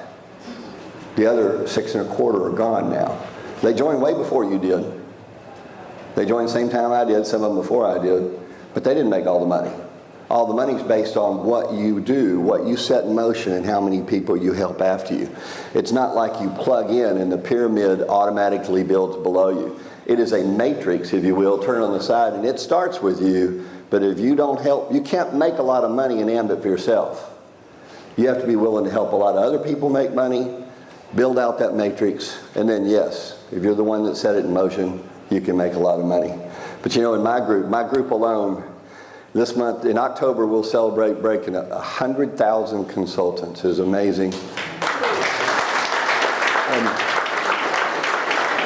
And what's amazing about that is to see that it started by me asking a whole lot of people to look at Ambit. And 80 or so said looked and said yes, they'd join. And 50-something of those should have bought lottery tickets because they didn't do anything. And then the other 30, 20-something of them just did a little bit, who did a little bit, who did a little bit, which built huge. And some of them did a whole lot. And like I said, from that 80 people at about an 80% failure rate, 100,000 consultants came. And I do truly make a lot of money because I was the start of that, but I continued to build it and help those people. That's where it happened. So what he's referring to, by the way, is what's traditionally known as a pyramid scheme, where it is truly based on who comes first, and then you join and there's nothing you can do. A lot of people make more than their upline. For years, so far in Ambit, I've earned more than my upline in Ambit. You earn based on what you help and people come after you. With that, I probably ought to move on and see what the next page is. Oh, the next page is what we just did. Don't have the money, don't have the time. Need to discuss with my spouse. By the way, that's not an objection. That's an absolute fact. First off, you should have invited both of them to the presentation, okay? Because you may have left the decision maker at home. That's bad. So try and get them both. But if you don't, if somebody says, I need to talk to my spouse, you immediately say, absolutely. I totally agree. But you know, you've only seen it once. It's going to be hard to explain. What time y'all get off work? We get home at 6. I'll pick you up at 6:30, buy y'all dinner tomorrow night, and let me show your husband or show your wife how this works. We can do it over breaking bread, but that's not an objection. That's a fact. You need to encourage that, because if someone joins and their spouse doesn't help them, that's okay as long as they're supportive. I love those, because sometimes I'll have a husband that tells the wife, oh, you can do it, but I'm not going to have anything to do with that stuff. But you go ahead. And then later on they're making money and they're in the comma club, and he says, man, I'm sure glad I got you started in that, honey. You know, so most of the objections are really need more information. All these others are veiled, saying, I just don't, it isn't validated to me, I don't quite see, and that's why the next segment is the 3-way call. And network marketing doesn't work. Man, I don't want to wear out my time even worse, but you know why most people think network marketing doesn't work? Because mostly network marketing doesn't work. Because most network marketing companies are product companies. They start off with a bottle of something that they have to sell for $15 that you could have bought for $6 at Walmart. And they got to have the extra money to pay the overhead, to pay the consultants, to build the system and have the marketing and everything involved. And they're selling a product that people may or may not need. You've got to be an extreme salesperson to be successful at that. But most people, the 5 steps of that network marketing, most people don't learn enough about the product to ever be comfortable selling it. In other words, I joined one time in a skincare company. Every Saturday for weeks I was in there trying to learn what all those lotions and potions do. I mean, I thought toner was going to change my color. I had no clue what that. And you know, they say 50% of the people never make it out of training. They quit. They're done because they're never comfortable enough to try and sell that product. Now you are going to sell it. Now you're the person selling that $15 or charging $15 for that $6 bottle of stuff. That's salesmanship. You got to talk them into needing it. Then you got to talk them into paying too much for it. Let's say you're really good. You know, by the way, how many of y'all consider yourselves great salespeople in this room? Great. That's about 15 out of 400 think they're great salespeople. You know what? Because 95% of Americans are not only not salespeople, they don't even like salespeople. And your whole business is based on developing salespeople. It's not going to happen. So 50% failed at training, 95% drop out, or let's say just half of them drop out because they can't sell. Now you're in the half that made it, and you're in business, you get a customer and they're buying your $15 lotion every month. And, you know, like vitamins. Y'all know what auto ship is? That's where you sign up with a vitamin company, for instance. Every month they send vitamins to your door, and then bing bong, the doorbell rings a month later, here come the vitamins again. We're all human. There's days I forget to take my vitamins, and then it gets to where after 2 or 3 months, you've got vitamins stacked up. I mean, it starts getting stressful, all this stuff stacked up, so you call and say, I don't need the auto ship anymore, and you turn it off, fully intending to buy that product again because you loved your friend. But all of a sudden, you're running out of, say, vitamin C. You turn to your spouse and say, honey, while you're at the grocery store, would you pick me up some vitamin C? You have returned to your original buying habit. And she says, good, because it's only $4 there. Now, as a network marketing consultant, you just lost a customer. When you lose a customer, what happens to your paycheck? It's gone. What gets paid gets rewarded. In Ambit, let's run through those 5 again. Training. How many of y'all got kids at home? I bet you they're running the electricity right now. Training is not going to take long. Salesmanship, it's not. It's about education. Ours is about showing people that they can still buy Con Edison Electric, have it delivered to their house. It just costs less because it's supplied by Ambit Energy. Everybody's already buying it. It's habitually used, unconsciously purchased by almost everybody in the world. You just have to show them how to save money so we get more customers. When you get a customer, has anybody in here ever voluntarily called up the electric company and say, I don't want any more? I know some of you had it turned off, but that's a different story. If people use our product month after month after month, it is habitually used and unconsciously purchased. And because they pay their electric bill every month, you get paid every month. What gets rewarded gets done. So the moral of that story is I want to say out of all those thousands of consultants, almost 50% of the consultants that joined my team over the last 7 years are still active right now because they're making anywhere from $30, $40 to millions of dollars. There's no longer a question about whether or not our system works. The question is, will you? When people tell you they've heard network marketing doesn't work, say, so have I.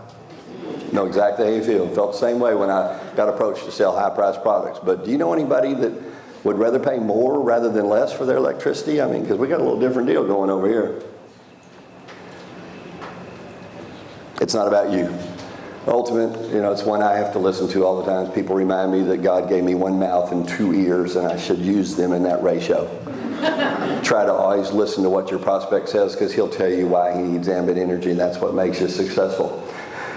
John Maxwell quote, that's actually from Zig Ziglar, says, people don't care how much you know until they know how much you care. That's why the objection process and validation is about listening to them, validating their concerns as a human, and then showing them how Ambit can solve those concerns. And I think that's the end of this part. I'm not sure what's next, but here comes a super awesome video.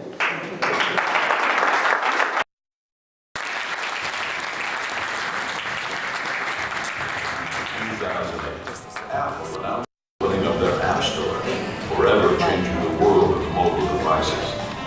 John Burke and his design team introduced BlueNet and its cutting-edge proprietary software system, forever changing the world of energy.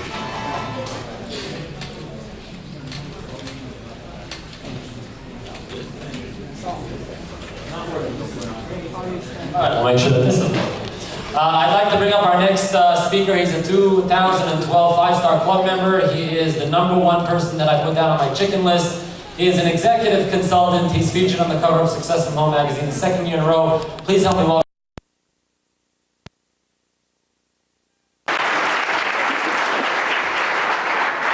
Just want to know that that picture is 33 pounds ago, so Atkins works. So Shimon and Hanan and Steve all talked about the New York way of doing things. I'm delighted to let you know that 2 weeks ago, my wife and I became grandparents again, and it was a wonderful thing. I accept mazel tovs on that. There is a New York way of childbirth. Woman is 9 months pregnant. She's in the hospital. She's a line on this gurney, and the obstetrician comes in. He puts up a bullhorn, and he says, "We know you're in there. Come out with your hands up." Right? That's the New York way of doing things. But the reason I want to talk about obstetricians is what we do at Ambit Energy is we give birth. we give birth to people's potential. And Steve said something that's absolutely true. You know, one of the problems following Steve is he basically did my presentations. What I'm going to be doing is repetition, but it's good repetition. One of the keys that he said was, it's amazing how few people do three-way calls, even though it's probably the most powerful tool we have. Now, it's an interesting thing. One of the fears, the real valid fears about engaging in ambit energy is that we really are up against ourselves. Let me explain what that means. If you belong to a team of people where you work, if you're an educator, you're part of the faculty. If you're in a business, you could be in the marketing team. And then you see the stats of your team. You can always kind of hide behind the team, but you can't do that at Ambit Energy. If you win, if you're successful at Ambit Energy, you did that. But if you fail at Ambit Energy, you did that too. Because we've made it clear how to do it. The one place where team comes together in an intimate, profound, one-on-one way, and it is free, is on the three-way call. And let's explain the psychology behind the three-way call, because it's all important. I tell people all the time, when Steve comes up here and talks about it, tell you how you feel and about, it's brilliant. It's absolutely brilliant. But never think for a moment that it lacks integrity. What Steve is doing is Steve has heard every single objection to Ambit Energy and knows in his gut, in his soul, that what he's overcoming there is absolutely true. What we're going to do here is we're going to go one-on-one with someone, and it's not salesmanship. What we're going to do with them is we're going to validate their feelings, and then we're honestly going to have a conversation with them. Integrity is so important to everybody's business here. It's so key. So what we're going to do is basically do exactly what Steve did, but we're going to do it on a one-on-one basis, but we're going to do it with a great psychological trick. And the great psychological trick with integrity, with honesty, is dealing with the unknown. Dealing with the grand poobah. And here's the cool thing. Everyone here can be their own grand poobah. What I mean about that is if you're new at Ambit Energy, you've approached your best friend, you showed them 526, you showed them a video, you brought them to a presentation, they know that you don't know what you're talking about. You just started a week ago. Who are we kidding? We know that. But what they don't know is a guy who's been in it 6 months longer than you have. He's this mysterious person on the other end of the phone who you're going to say, you know what, I've got a person I've been dealing with and they're an expert at this. Why don't we get them on the phone? Now, the person you're dealing with doesn't know who that person is. And the truth is, in Ambit Energy, there's not that much to know. Anybody can do this business. You don't need to be Albert Einstein to be a millionaire in Ambit Energy. You need to work very hard. You need to know your business. You need to have a business that has honesty and integrity behind it, but you don't need to be Albert Einstein. So there's a guy in the audience here, Curtis Sobin. Where are you, Curtis? Hello, Curtis. Curtis, right down there. I do more three-way calls with senior consultant Curtis Sobin than my entire team combined. And I wish everyone in my team would learn from Curtis, because it's brilliant. And let's talk about how it works. Here's the psychological play. We're going to run through it quickly. I want to tell you the psychology behind it. We're going to take a person who just saw the presentation. You're not going to say to that person, hey, how would you like to get Shalom on the phone, or how would you like to get somebody else on the phone? It's, I'm going to get so-and-so on the phone. He's my business partner, not my upline, my business partner. I'm going to get him on the phone and dial. Before the person has a chance to object to it, do it. Because now what you're going to introduce is an unknown person who this prospect is assuming knows more than you do. And that's a good thing. Introduces that third person. And what I'm going to do as the person conducting this three-way call is I am going to do a number of basic things. What I'm not going to do is to say, hey, what'd you think of that video? Hey, what'd you think of that presentation? That involves a whole conversation that I'm not getting into. What we're going to do actually, well, I'll get to these details in a minute, is did that make sense to you? It's going to be my first question. Did that make sense? Because I know the answer. The answer is yes. There's nobody who can watch this presentation, whether they become a marketing consultant or not, who can say that this didn't make absolute bulletproof sense. So now I've already started this conversation in a positive way. So if this person has doubts, has questions, they just started this whole conversation with a person they don't know. They're a little bit nervous. Who is this person? And it's gone positive. So then I'm going to introduce another question. And even if they start with, but here's my problem, before you start, I'm always fascinated to know. It interests me. People are so fascinating. What is it about this that really caught your attention? What is it about it that really said, wow, that's unique? And you're forcing them, not deviously, in a good, positive, healthy way, you're forcing them into a positive conversation. So the first thing they're going to do is they're going to admit that it made sense. The second thing they're going to do is going to tell you something positive. And you're going to do exactly what Steve said. And you're going to say, I know how you feel. I felt the exact same way. Now, that may not have been the first thing you felt, but if you know Ambit Energy well, you feel great about the lack of risk. You feel great about residual income. You feel great about electricity being something that everybody uses habitually every day. All these things you've already felt. So great, you're going to agree with them. And then if that conversation's really going well, do it again. Engage this person. Have them create a positive conversation. Now they've got objections, but they've been giving you reasons why it works. Well, that's a very healthy conversation. And then what we're going to do from there is we're going to ask them if they've got any questions. Now, if they don't, it's real simple. Why don't we all get started right now?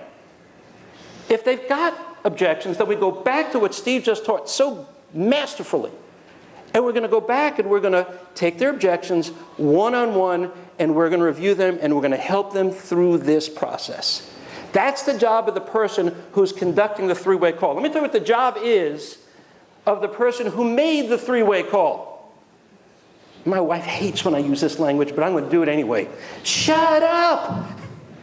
Don't say anything other than, while you're making that call and you're dialing, say really, really, really nice things about me, whoever it is you're calling. Always honest.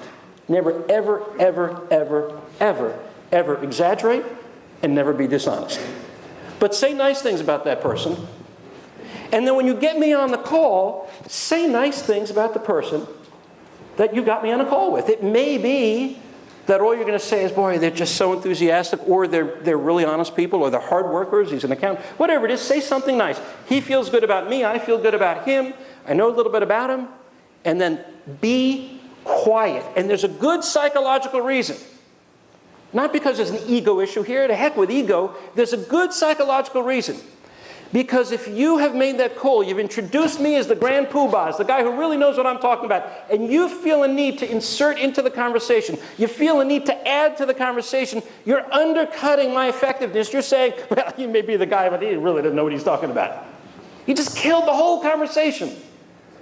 So if you do that by accident and you start talking during that conversation, expect a call from the EC you got on the phone to do that with, or the SC to say, don't you ever interrupt me again. If I'm going to fail, let me fail by myself, but I probably won't fail. Done this hundreds and hundreds and hundreds of times, and it's hugely effective. And if the person you're doing a call with, you're comfortable with, you'll know that that person will find something of interest about that person you talk about in common. Get comfortable.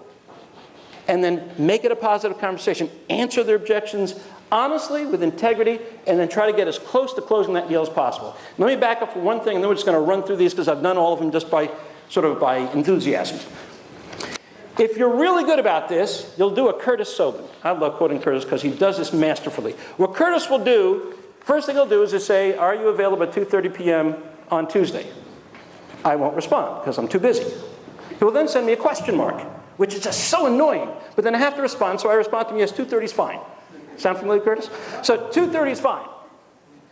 Then I know at 2:30, at 2:28, I get a text, the name of the person, and 2 or 3 facts about them that will help me in this phone call. I'll know how to direct this call. It's a great strategy. And then he makes the call, and on we go. Now, if the guy doesn't show up, that's okay. Don't say to yourself, oh my God, I'm so nervous. I'm going to do it, and the guy's going to say he didn't watch the video. Oh my gosh, the EC is going to be so mad. No. That's what we do. Just send us a text that, the guy didn't watch the video yet. He's going to do it next week. Thank you so much for blocking out that time. That's fine. Cardinal rule, 2 cardinal rules. 2 cardinal rules. Never, ever, ever, ever, ever get the guy you're doing the call with on the line if the person, you are not absolutely positive that person saw the entire presentation. Cardinal rule, do not do it. If they didn't see it, I do not want to talk to them. They don't know enough for this conversation. Cardinal rule number 2, I'm sorry, sweetie. Shut up. But I mean that with love. Don't ruin something that is so beautifully orchestrated. Let's run through these silly slides. Set it up in advance. Edify the experts, a business partner. Don't ask for permission. Edify your guests. We covered all these, right? Good. Next one. Credibility, timing, team. We covered all of them. Man, in record time. There we go. I want to end with one thing. Thank you, Sarah. I appreciate that. I want to end with one thing. If you have not purchased Steve Thompson's book on network marketing, you are missing the entire boat. And this is not a paid advertisement, I can assure you. There are two things about Steve's book that are absolutely essential to know. One is there are so many spelling errors in this book, it is astounding. But there's something good about it. And I mean that because it shows you that Steve Thompson, forgive me, is not a god. He is a flesh and blood human being who can't spell worth a damn. Right? But he's flesh and blood. He can do this. If he can do this, you can do this. I can do this. But the second thing is that he does possess something that has been garnered by work and trial and error and failure, and that is wisdom. And he has it by the bucket load. You need to own that book and devour it. Thank you all very much. Thank you.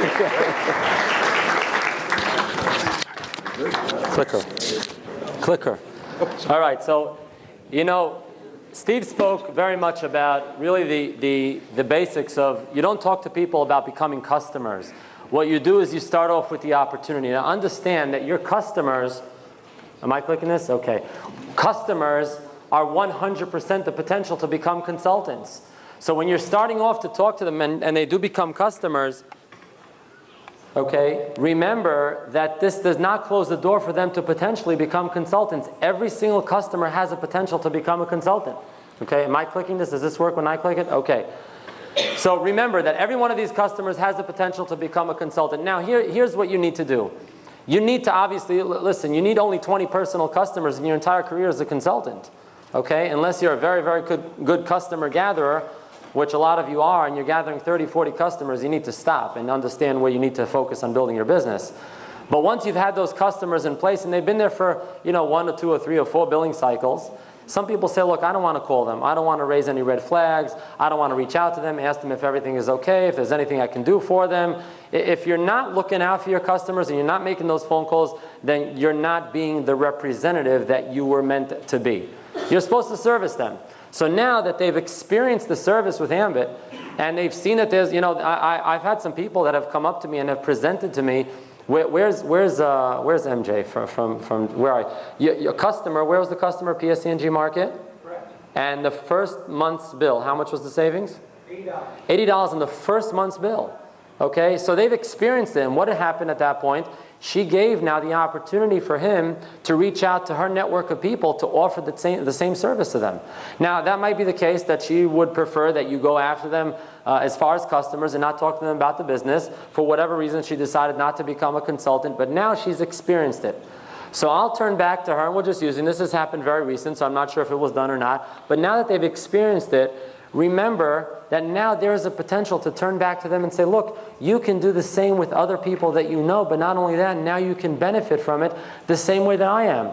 Okay? They're primed and they're ready to be prospected at this point, and they might have seen the presentation before and said no, so they've saved you the time. Now you can just go back and remind them what the business was all about, have them possibly look at it again. Or now it's an opportunity to, because they said, look, whatever it is, I'll support you, but I'm not, a business is not for me. What do you need from me? I'll become a customer, whatever it is. At this point, you can go out there and show them the business presentation. Now remember, when you do this, and this is what you're going to do with every invitation, whether it's a customer or a consultant, you're going to express your why. You're going to tell them why you're doing this business, but you're going to also give them an update as to what has been going on in your business because of the fact that they were your customer. You helped them save $80 the first month, or hundreds of dollars the first month, or maybe a couple dollars the first month. Or even like I turned to my father-in-law after he saved, about $12 on his first bill. I said, look, you're making a nickel. I'm making a nickel off of your bill every month. You just saved $12. You need to listen to what I'm doing. He was my father-in-law, so he said, I gave you my daughter, stick with that, and I'll just keep on being your customer, which was fine. It took him 3 years later until he became a consultant. But share with them your growth. Talk to them about the consultants that have come into your business. Talk about the success that you've had, okay? And you just heard it right now from Shalom Lamb. Do not exaggerate. Don't lie. Don't tell people, yeah, I have tens of thousands of customers. I have thousands upon thousands of consultants. Because, you know, eventually they're going to somehow, if they become a consultant, they're going to either see your success, they're going to hear of your success, and they're going to say, wait, this guy said that he's a top 10 money earner, and he's nowhere to be found even in the Success from Home book. Whatever it might be. So don't exaggerate, but give them facts. And if you only have 100 consultants in your team and you only gather, 200 customers as a result of that, say, look, this is what's been going on in my business. I'm working it slowly, day by day, but I've built a team of 100 consultants. Each one of them have brought in a few customers. I have about 300-400 customers right now. I really think you need to take a look at this, because the simple process that I went through with you in order for you to become a customer, that's what I will help you do in order for you to make money the same way that I am. I appreciate it. I thank you for the fact that you're paying your bill every single month, and I'm making a nickel or I'm making a dime or whatever it is off of your bill every month. But come and take a look at what we're doing. Okay, percentage growth, milestones, and all that. But the biggest one to promote is that those last two words, the residual income. Ask that person, look, you've been my customer and I appreciate it. Thank you so much. It's allowing me to earn that income that I'm building my business towards. But would you object having a few other customers like yourself also paying their bill every month the same way you are, and now get paid on those bills also? Ask them. Nobody's going to turn around and say no. And then again, it comes into the objections. I don't have time. I don't want to be bothered with this. I have a lot going on and all that. But remember that every customer has a potential to become a consultant. So even though they never became a consultant, or even if they might have never seen the presentation before, but they agreed to become your customer, reach out to them after a month or 2 or 3 months. Remind them, by the way, if you're not reaching out to your customers, and let me tell you how you maintain those customers, send them a thank you note once a year when they're here in New York, when their time to renew comes up, send them a thank you note. Remind them that they have the opportunity to get their free energy. Ask them where did they go on their vacation that they got from Ambit. A lot of them are going to say what vacation. They have no idea that they even got it. Okay, remind them that they're getting that vacation, or if they are working towards their free energy, tell them that you'll help them with that. But also tell them, look, you can get those 15 customers, you'll get your free energy, you'll get a couple extra $100 a year, or a couple thousands of dollars a year in credit. But I'm going to be making the money on those utility bills, why not you? And then sit down and show the opportunity with them. Don't close the doors down. Every customer, is there anybody here that had a customer who then later on became a consultant? What caused that? He tracked the savings for 6 months and he says, I'm in, how do I do it? Okay, so he was tracking his bill for 6 months, and then he said, okay, I'm ready to go. That's good, because that means you don't even have to be on top with them for so long. They're following their bill, their savings. Some people are going to say, well, I want to save first and then I'll see if I'm going to promote it. Anybody ever hear that before? Okay, here's my answer. Only 3 people heard that before? Maybe we should turn on the lights so people are not falling asleep here. Okay, if you're falling asleep, you're in the wrong room. Folks, here's the deal with this.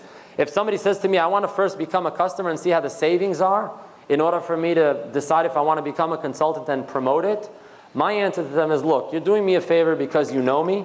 If you're going to pay equal to what you would have paid with Con Edison every single month, or National Grid, what does it make a difference to you? You still have to pay the bill anyhow. We don't talk about the savings. We don't talk about rates. We talk about the fact that there's somebody that we know personally who will help us out in our business. Is that right? So don't promote that, and then they won't say to you, well, I want to see my savings first. Well, say to them, okay, so check out our friendship for the next 6 months, and if that works, let's sit down with a list of people that you know. Whatever way it is, I want to try it out first and see if I'm saving. I want to try going to that school, see if I'll succeed. If not, I'll go, to another school. Whatever it is, always remember that these customers have a potential to become your consultants, okay? Listen to them, ask questions, interview them, exactly what Steve said. If they have issues, I guess the interviewing them here is if they have any issues with whatever's going on with their bills or whatnot, learn their current financial situation. This is the interview for them to become consultants. So you're going to now replicate the process again and train and interview them in order for them to become a consultant now that they've experienced everything that they can as far as the savings. Listen, just the vacation alone and just the opportunity to get free energy is saving them hundreds of dollars a year, and the vacation is worth several hundreds of dollars. Why wouldn't they want to promote that to a few other people that they know? Okay? And then obviously, talk to them about how Ambit can help change all of that for them. Because, maybe initially they really did want to go out there and earn some extra income, but they didn't see it as a value proposition from you, or they didn't believe in it. Now that they've seen the savings, they've seen that it's real, they see that you're earning the money, now it becomes more real for them. We have a video now? We have a video. Here we go, quick video.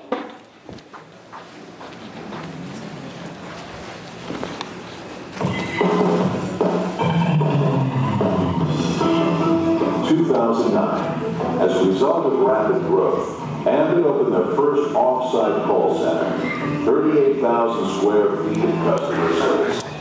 In 2011, that continued to grow leading from the front. That housed 71,000 square feet of customer service. The finest customer service in the industry.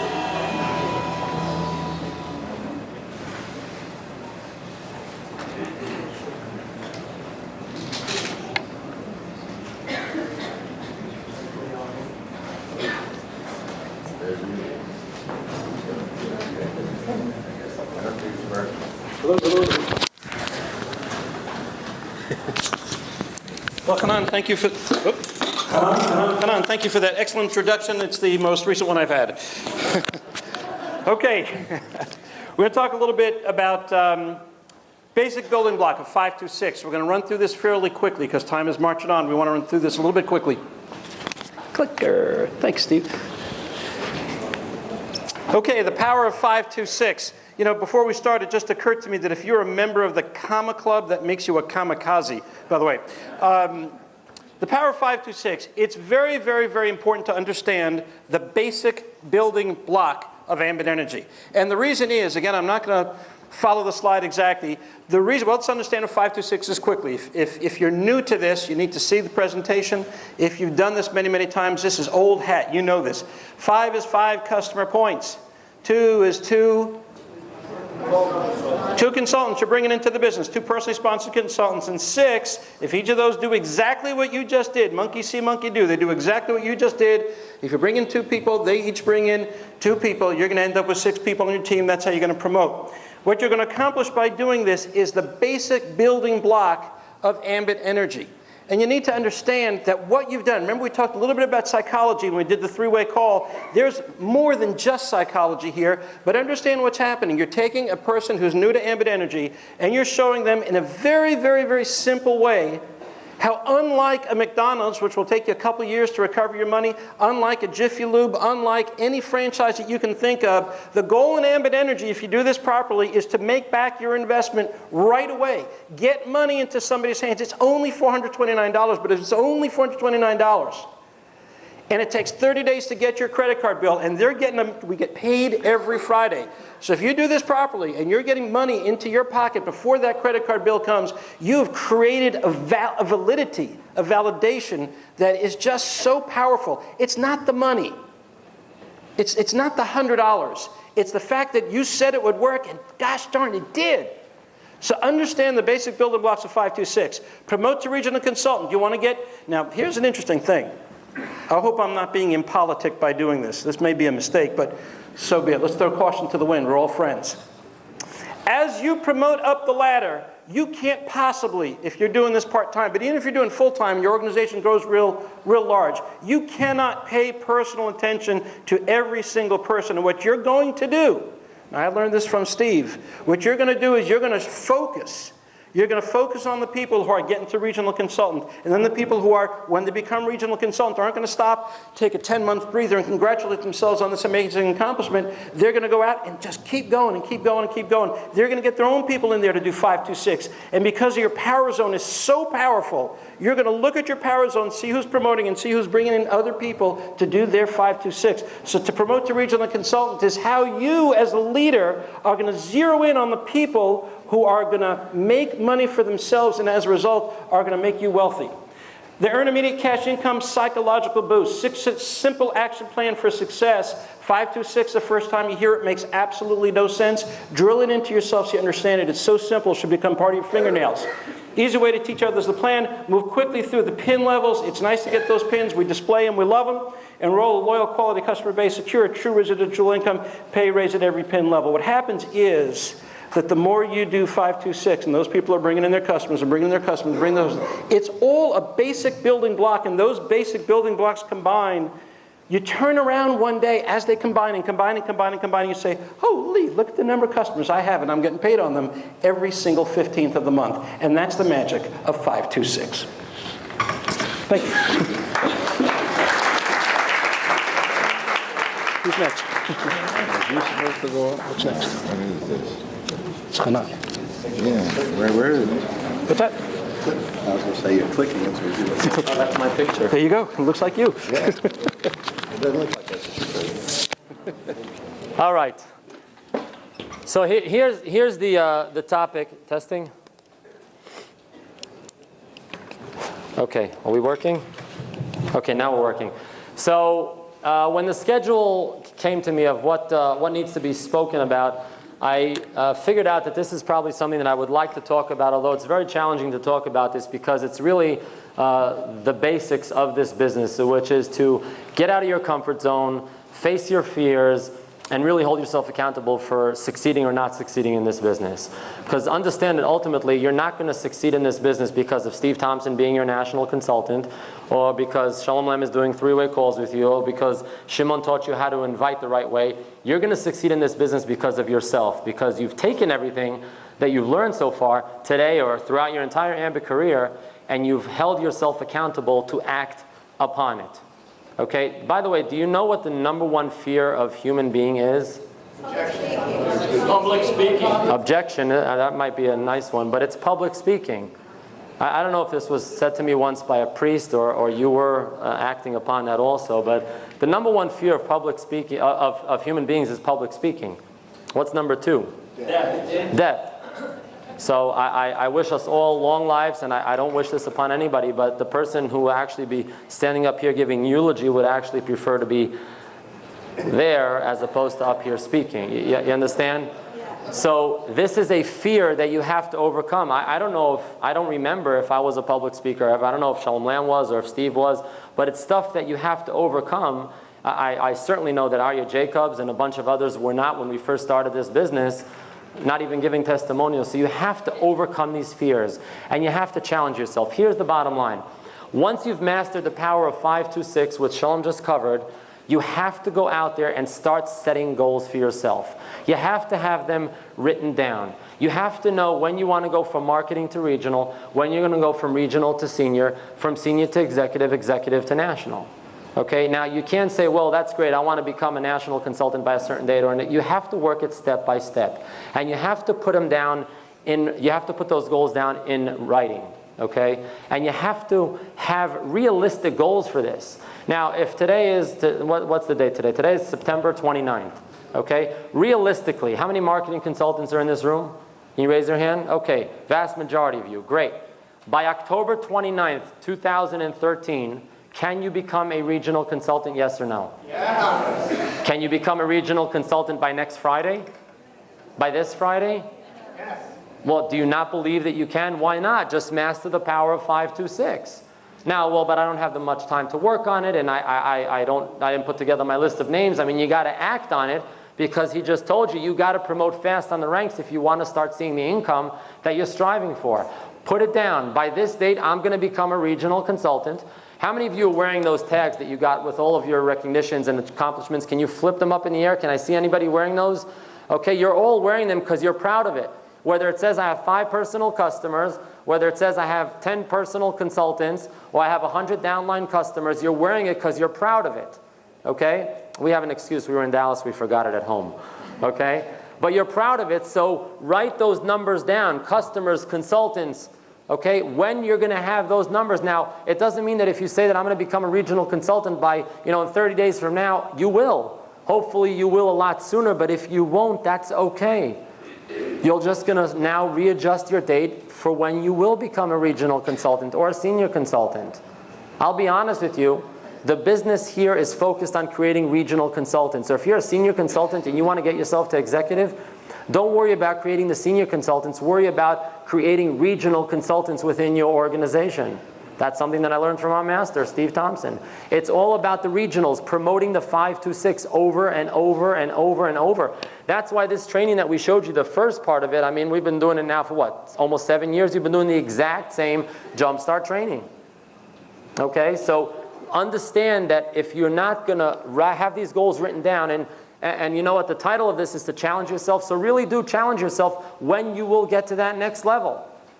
Okay, when are you going to become a senior consultant? Does anybody here want to live validation or hold themselves accountable in front of 400 people as to when they will promote? Anybody want to put it out right in front of everybody? Anybody have? Okay, I see one hand in the back. I don't know who you are, but stand up. Hopefully, senior consultant by December 1st. By December 1st? Okay, his name is Yehuda Schwartz. His address is 54. No, I'm just kidding. Okay, he just put it out. So if he's not a senior consultant by December 1st, I think you're underestimating yourself. But if you're not a senior consultant by December 1st, okay, and by the way, just to pick on him because he stood up, you're talking about the whole pyramid scheme, the people at the top always making all the money. Let me tell you that consultant that just stood up has 3 executive consultants in his downline, and he's still a regional consultant. Oh, how does that happen? Understand this power of 5-2-6, and if you build it and you build a business, that's what will happen. Anybody else want a challenge? We're going to hold you guys accountable for it. This is like anonymous, anonymous club. Yes? Senior by?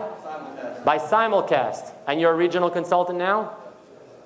You're a regional consultant. You realize that simulcast is almost 4 months out. Okay, you can already be a senior with possibly 1 senior in your organization. But guys, that's okay. Senior consultants by simulcast. How many want to be senior consultants by simulcast? Stand up. Stand up, stretch real quick, 10 seconds up, sit down. Senior consultants by simulcast. Round of applause for all of our new senior consultants. Excellent. Good. You must be, okay, just switched for me automatically. Reach for higher goals than you've ever dreamed you can.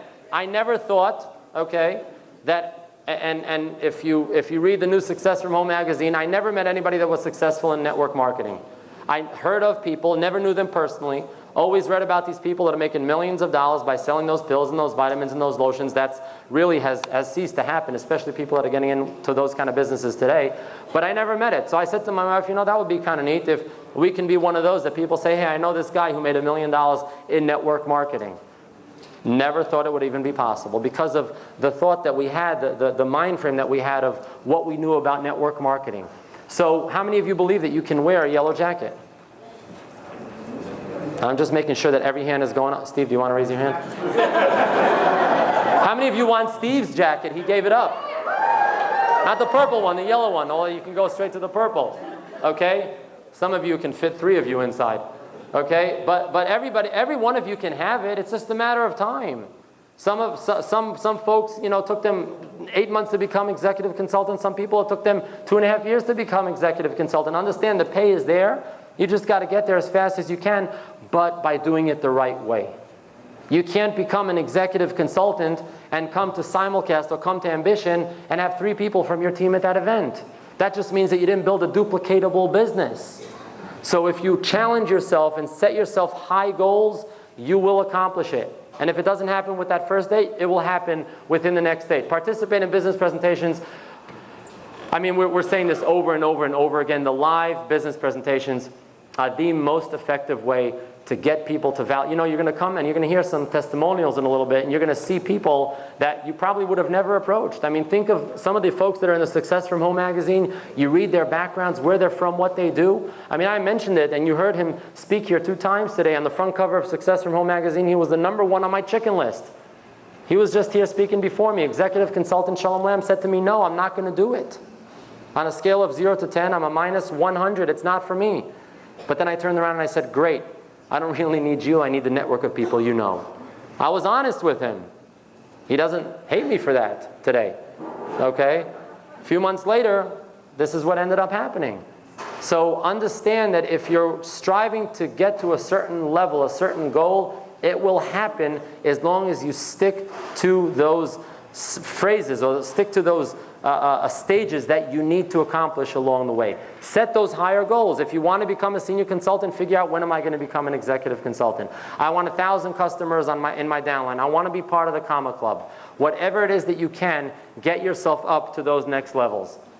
Okay, we're up for another video, and then if I can just ask all of the executive consultants, no, we have one more for that. Okay, short video, here we go.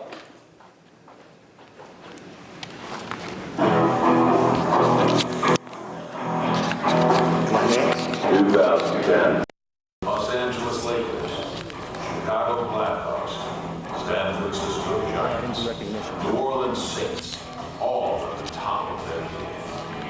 And Energy, named the fastest growing private company by Inc. magazine. All true champions. Yeah, that deserves a round of applause. So what I'd like to do right now is those that did set themselves goals and did strive for the highest possible that they can at this point, even though they're striving for a lot more, I'd like to recognize them. What I'd like to do for just, if I can ask all the executive consultants that are in the room to just come over here to the front of the stage. But we have a couple quick testimonials that I want you to hear. If you can work your way down on this side of the stage. I'd like to ask regional consultant, where is regional consultant Michal Bloom from Los Angeles, California? Can you please come up to the stage? Where are you? Let's give our regional consultant a round of applause.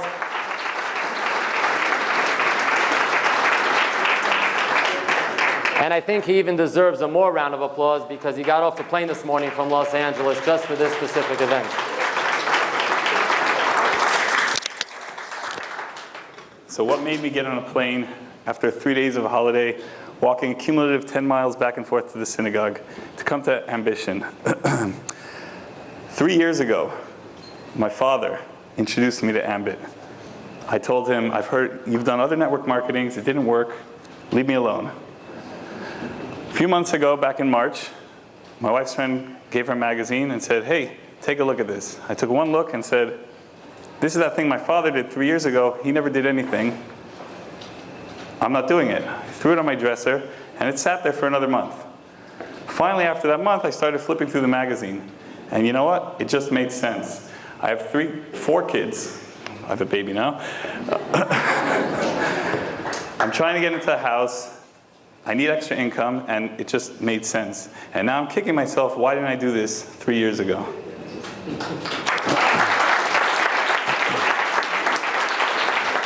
Excellent job. We have that over there. And you heard his name here before, and he is the master of three-way call requests. I'd like to welcome for a testimonial quick senior consultant, Mr. Curtis Sobin. Where are you, Curtis?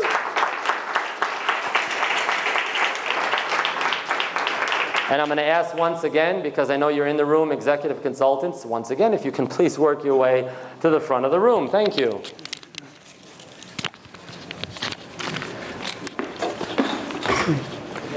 I was first shown this business by my friend and neighbor, Shalom Lamb. And when I sat in his dining room and he showed me the business presentation, I looked, I nodded my head, said, sounds great. And I promptly did nothing for 6 months. And after about 6 months, I kept saying to my wife, I don't get it. Why? He's a successful real estate developer. Why is he doing this business? So my wife said, well, maybe you ought to call him back and take another look at it. And Steve Thompson said earlier that people don't get into Ambit, they get into business with you. I knew I wanted to get into business with Shalom, and that's why I decided to get involved in this business, because I wanted to be his business partner.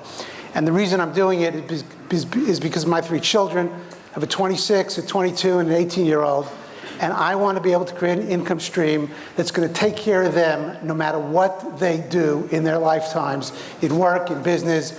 I want to know that they're taken care of for their lifetime by what I do now. Thank you.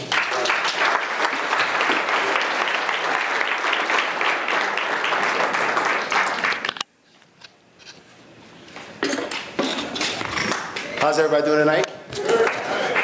My name is Cleet Titus. I'm the executive consultant at Ambit.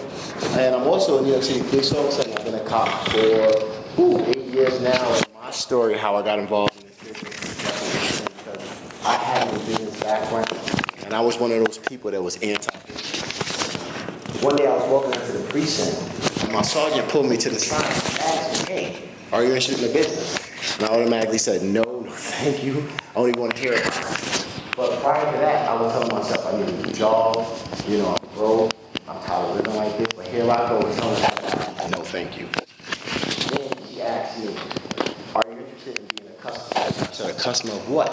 What do I have to pay for? She said, you pay electricity. So I kind of smiled at her like, well, yeah, I pay electricity, I pay car and everything. She told me that I could save money, and it was written on my bill. I didn't know that.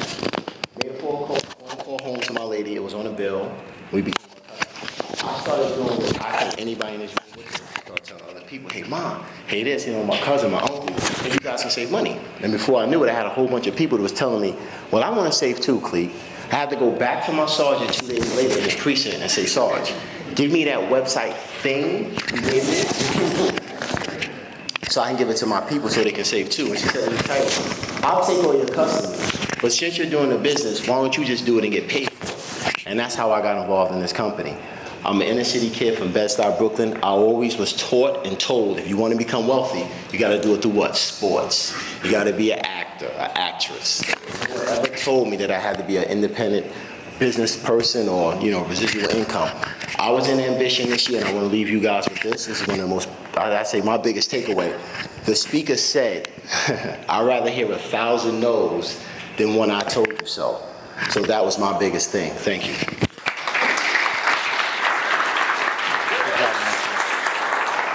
So I'm just going to wait for Cleet to go off the stage so I can say this. We have a lot of executive consultants here. Let's try to keep it to about 30 seconds. Okay, he's far away from me. He doesn't have a piece anymore. Okay, here we go.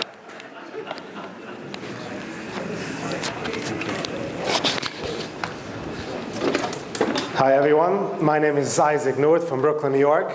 I was basically nagged by my brother-in-law to come watch a live presentation. I said no, because I didn't have the time. Because back 3 years ago, I had 4 jobs working for someone else day and night. I was forced to come to the meeting, met the few unfortunate people that trained me from day one, Hanan, Steve Thompson, liked the concept from day one, joined right away. And 3 years later, enjoying the residual income, enjoying my life, and of course, quit all 4 businesses. Thank you to Amber. Thank God.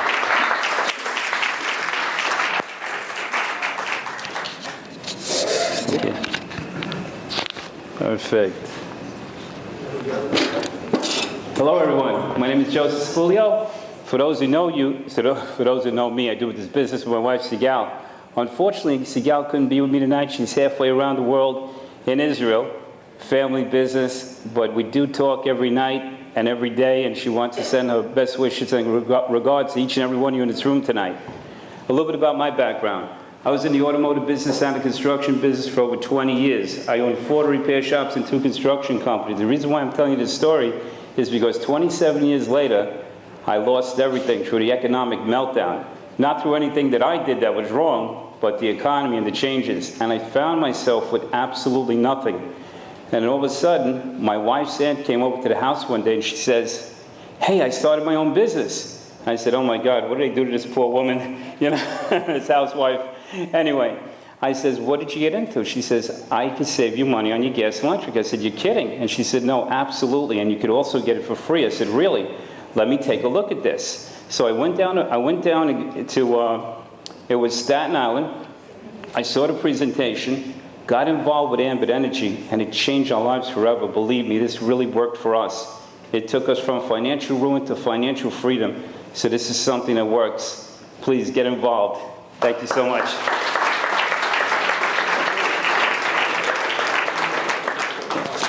I need a toy, Will. There you go. I got a toy. You're in action.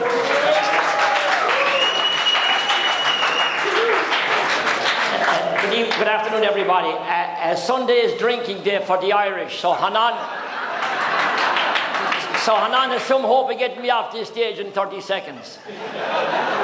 My name is Norbert Hennessy, and I'm the face of hope for anybody out there because I'm a regular guy, I'm an ordinary dude, and all I did was I built my Ambit business on excitement. Nothing but excitement, because like when I started back in 2007, we didn't have videos, we didn't have DVDs, we didn't have Success from Home, we didn't have Inc. magazine. We had nothing, but we had our passion. And if you go out with your passion, Ambit works. It was the 88 consultant that didn't get their customers within 24 to 48 hours on my team. I lost control after the 88 consultant, but prior to that, everybody got their customers. Very important I saw all the new consultants standing up here, the new MCs. Very important that you work on the focus of that you're going to make that other person successful, and you're a byproduct of their success. How did I become executive consultant? Because I'm a byproduct of somebody else's success. You make the other person successful, you become successful then. Hold on, you're wasting my 30 seconds by clapping. One thing very important is that customer gets an envelope in the mail within 10 to 14 days. I'm so proud of my first $100 check because I got it within 10 to 14 days. I show that with pride to everybody. I want people to emulate what I did because you get belief in Ambit when you see that check. God bless you all. Thank you.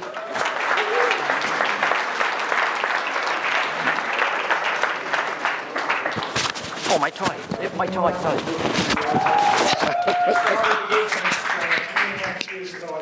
Everybody else in the back of a presentation. I didn't think this would be something I would do. And all I can say is thank you to Ambit. I was able to help many other people. That's the only way to do this, by helping a lot of other people make money. That's the way you're going to be successful. Good luck.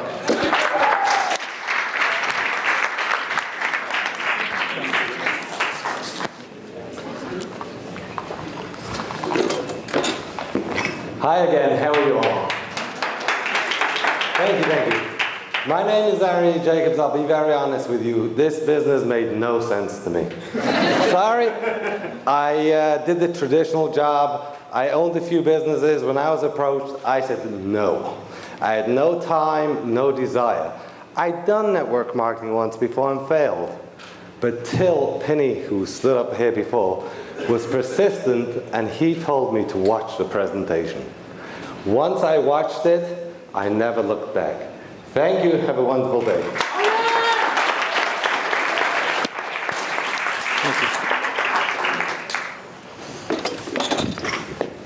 Afternoon, folks. My name is Ash Krishna. I'm out of Staten Island, New York. I'll keep this quick. I've actually not been active in Ambit for the last year or so.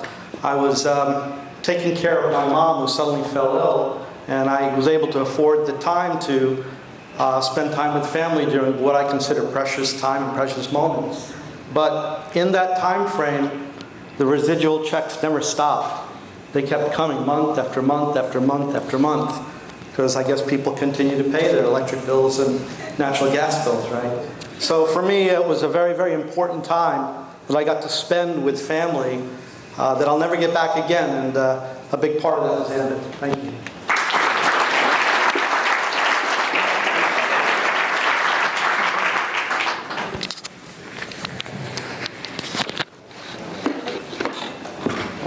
Hi everybody, I'm Ari Lengel. I'm with the New York City Fire Department, and we started a business 3.5 years ago.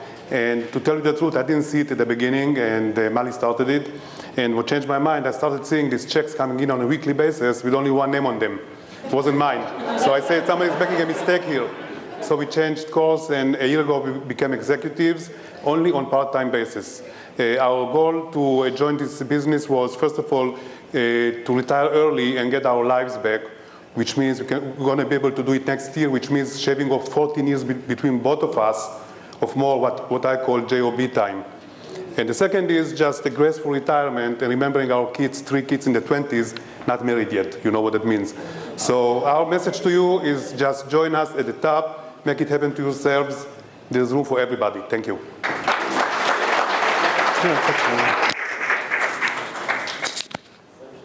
Mali Lengel, engineering from New York City, DOT. My husband say no, do it. My neighbor say no, do it. 20 people I invite to my lunchtime, Hanan and Steve. They say no, do it. Just do it.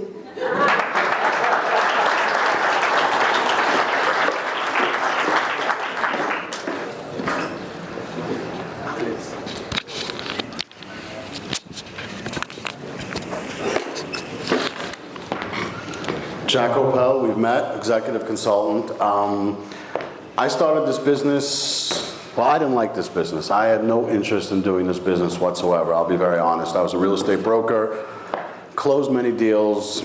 Real estate was not going so well, and I had someone that kept on calling me every single week, asking me to go down to see a presentation, and of course I just kept on hitting the ignore button. One morning I got a phone call from someone who I cannot hit the ignore button from, and that was my dear sweet mom. My dear sweet mom told me, I want you to go see a presentation. Now I fast forwarded in my head about a year seeing what's going to be told to me within the next year. I told you to, you should have, look what these people are making. So I decided to circumvent all that. I'll go to a presentation. I went to the presentation, and I have to tell you, what I saw a whole lot of money. I didn't understand it. I knew that I had an upline that was going to do 95% of my work as long as I plug into the system. I knew that I was teaming up with a company that Warren Buffett said is going to be the largest transfer of wealth that will ever happen in this world. And I decided to take a shot and get involved because, you know what? You gotta try. If you fail, at least you knew you tried. And if you plug into the system, as Hanan said earlier, I still don't know how I became an executive. Clueless.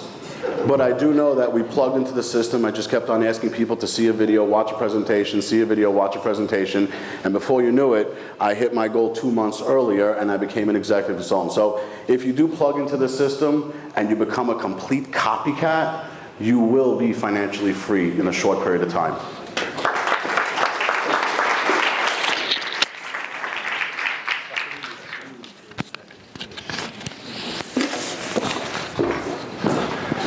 Good afternoon, everyone. Do you know what all these people have in common? Nothing. Okay, guys? So anyway, my name is Shimon Klyakov, and my wife, Olga Klyakov. And my daughter, where's she? Oh, she's okay. This is our family business, and the reason that we say this is because everyone in our family goes out recruiting people, even my 2-year-old son. Okay, he goes around saying, Ambit, Ambit, Ambit. So we started almost 4 years ago. This November will be 4 years. We used to own a computer repair shop for about 10 years, not too far from here. And in 2008, when the economy started to get real bad, we were introduced to this business. It's quite shocking even to this day that we're involved with this because I swore I would never get involved with any type of network marketing opportunity. I've seen all the potions, pills, lotions, energy drinks, water filters, magnets, and all that other stuff, and said no to all of them. So today, thank God, we're financially free. And guys, if we can do this with no experience with network marketing and become executives in 13 months, and we have a full profile in a magazine, guys, anyone can do this opportunity. And my wife Golda wants to say something as well. Yeah, I'd like to thank everyone for coming, especially the corporate who are here with us, Christy, Sarah, and Kayla, and 2 gentlemen out there. Of course, Steve Thompson, we're always happy to see you. And of course, Hanan, who's, was involved in this big event. Thank you so much for everything. Yeah, big hand for Hanan, guys. So give it up for getting involved. Thank you. Okay. But by the way, because we're a room mostly filled with Jewish people because of the ambition situation, I just want to mention everyone that there's a great website that I'm the founder of called TorahAnytime.com. So if you guys want to hear some shiurim, yeah, for free, check out the website Torah Anytime. Love you guys. God bless.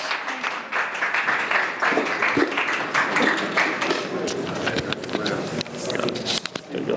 Thanks. Hi, good afternoon. My name is Shua Gelbstein. I am the senior partner and founder of a real estate boutique firm located in New York. I was an associate at one of the largest firms in the world. I decided to try to master my time, make it my own, and open up my own place. I have a bunch of attorneys that work for me. I have a large staff that works for me. And thank God I am financially comfortable, not free, comfortable right now. I joined Ambit Energy because although I pay my bills today, I don't know what will be tomorrow. And I have discovered that although my law practice will take me now, will carry me now, Ambit will help me retire and let me enjoy the rest of my life. Thank you. By the way, I should mention that I actually promoted to EC last night.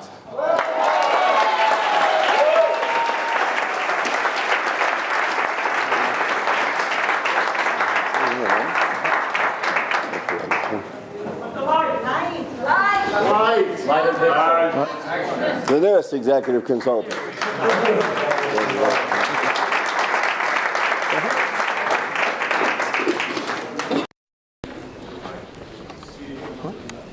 What? It means even the lawyers can find honest work every once in a December 18th, 1787. New Jersey follows, becoming the third state to join the Union. September 3rd, 2011, Pennsylvania and New Jersey became the fifth and sixth states to join the Ambit Energy Group.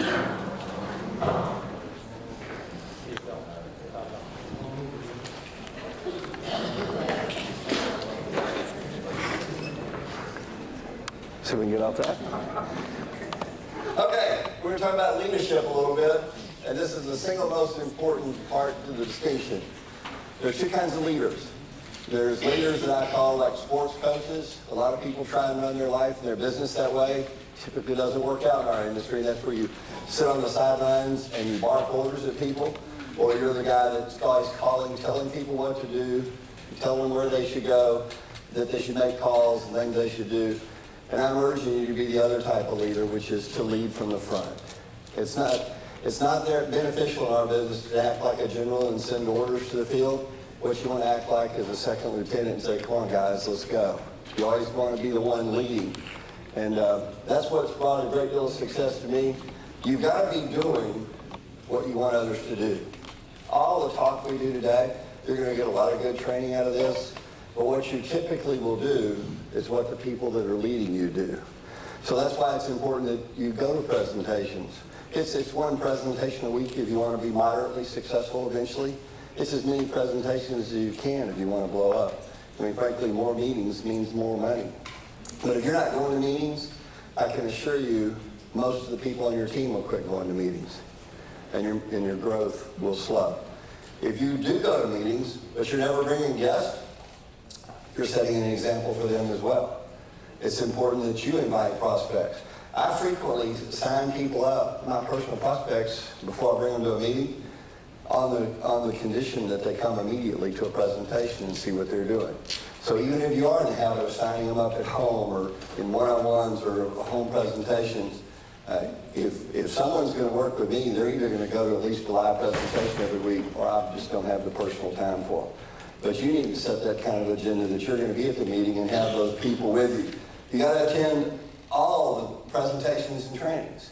If there's a training going on, be there. I dare say there's a correlation there. I've probably been to more Ambit trainings than anybody else in the room, which is why they give me more money. So there's a clue there. See if you can go to more trainings because more people will follow you. I mean, you can't imagine when I sit there how powerful it is to see someone like Shalom Lamb, Hanan, and all the other leaders get up and speak. These are people that sat eagerly in front of a training class I did, and now they're leading hundreds who lead thousands, and that's what makes it happen. But it started because, if I may, I was at the training. I was bringing people to the training. Special events, you know, it is sad that there was a booking issue and they ended up having Ambition at a very poor choice of times this year. But I don't know if anybody said yet, they did correct that and it has already been booked for 2014. It's not on the update. And even when you can't go, make sure you're promoting all events. Success in this business is about building toward the next event. Right now, the next big time major event is tomorrow night in this very room. And I and a group of us got together and all pitched in and rented this room tomorrow night. So everybody's free. Bring a guest. The speakers will do the rest. Put the system to work for it. But you should start immediately when you get out of here building for that event. And when you're through with that one, you ought to be working toward Tuesday night in Manhattan or Bayside meeting. All the time work toward the next larger event, which is simulcast. How many people in here have already signed up for simulcast? That's a good start.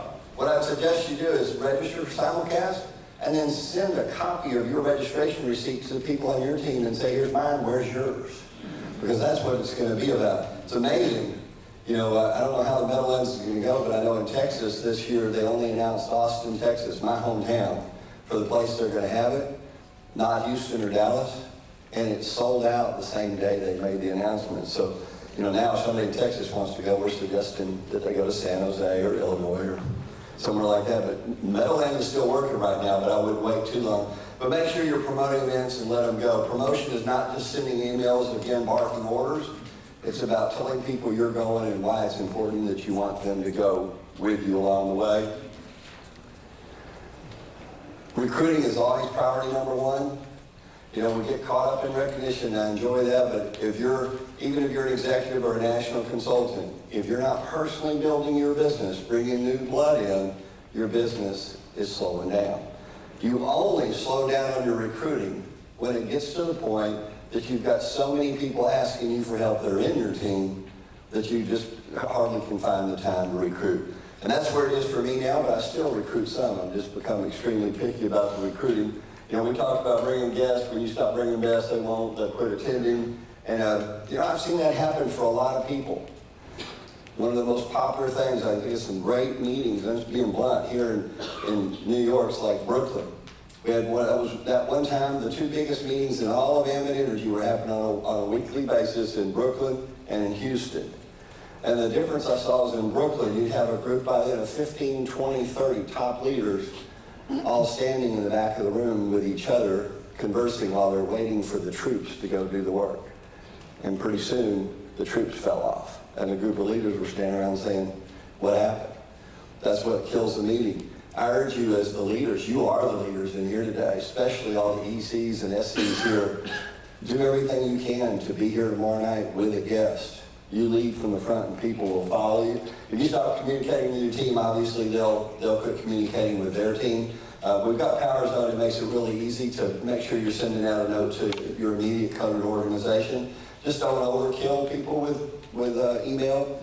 You know, don't overload them. And be cognizant of the email that comes from above. In other words, if you're a senior consultant and you've seen something this week from your EC and something from your NC, you want to be pretty brief because the person down the line just sees that they're getting a lot of emails. But by all means, I tell you what, you guys, everybody in here pretty much gets email from me. And every time I send a group email, I get a request back that says, stop sending me this stuff. And I always just dying to write them back and say, you know, it's probably time for you to quit. Yeah, I share with you, it's funny, it's an old story. So I just wish people, and then I'll write them and say, what's wrong? They'll say, you know, my sponsor did this, my upline did this, my spouse, the economy, whatever. I wish somebody would just write me one time and say, dear Steve, I'm going to quit Ambit. I've quit lots of things before, can't wait to get started quitting some other things, and I'm going to quit. The amazing thing to me on the communication is I send out tens of thousands of email addresses, and I get 2 or 3 people right back and say, stop. I was like, you don't have a delete key? I mean, your life is tough. So don't let things like that dissuade you. People can remove themselves from your list. They can do that themselves. And management mode. The most common failure level in Ambit Energy is regional consultant. More people make that first achievement, that first recognition goal, and as Shalom says, 10 months later, they're still just waving at the fan club. They didn't realize that was the starting point to building a coded organization. So don't fall into management mode. Second most common place to quit, senior consultant. Happens there, reach a level where they could be making, I've got senior consultants on my team that make over $20,000 a month. Yet I've got others that haven't made $20,000 a month in their first 3 or 4 months and they're done. Executive consulting, it's real easy to fall into management mode, but let me give you some clear statistics of what it takes. Time management is important. You really can't, as John Maxwell says, you can't manage time. We all got the same 24 hours, but you can manage what you do with that time. And in Ambit Energy, if you're an MC or an RC, you should be spending 90% of your time personally recruiting. 90% of your time. Even as an RC, that's only 10% of your time for helping the people in your downline. I'm not being cruel, I'm just telling you, you got SCs, ECs, and NCs that are probably still better at that than you are, and they're helping you with it. When you get to the level of senior consultant, it's still 75% personal recruiting, and only 25% of your time. That's what makes for success. As an executive consultant, it's still 60 to 70% of your time must be personally recruiting. So many people make it to executive consultant, and you know, I can't be mad at them, but they get to 10, 15, 20,000 a month, and that's it, they're done. And that's okay. If that's you, I'm not picking on you, I'm just saying there's a whole lot more out there. If you'll continue to recruit and recruit as an executive like you never did before, people on your team will continue to do the same thing. And even as national consultants, right or not, if you're not recruiting, those people back in your EC and SC and EC teams slow down in their recruiting, because I assure you, everyone is watching you as you go. You're all about building leaders and trying to replace yourself. I feel very blessed right now that I have replaced myself many times over, and I watch and see different people in my team that have become great leaders, and I know that I could just go away. And that is your goal, is to replace yourself. Why am I not gone? Well, there's two reasons. One is we're just getting started.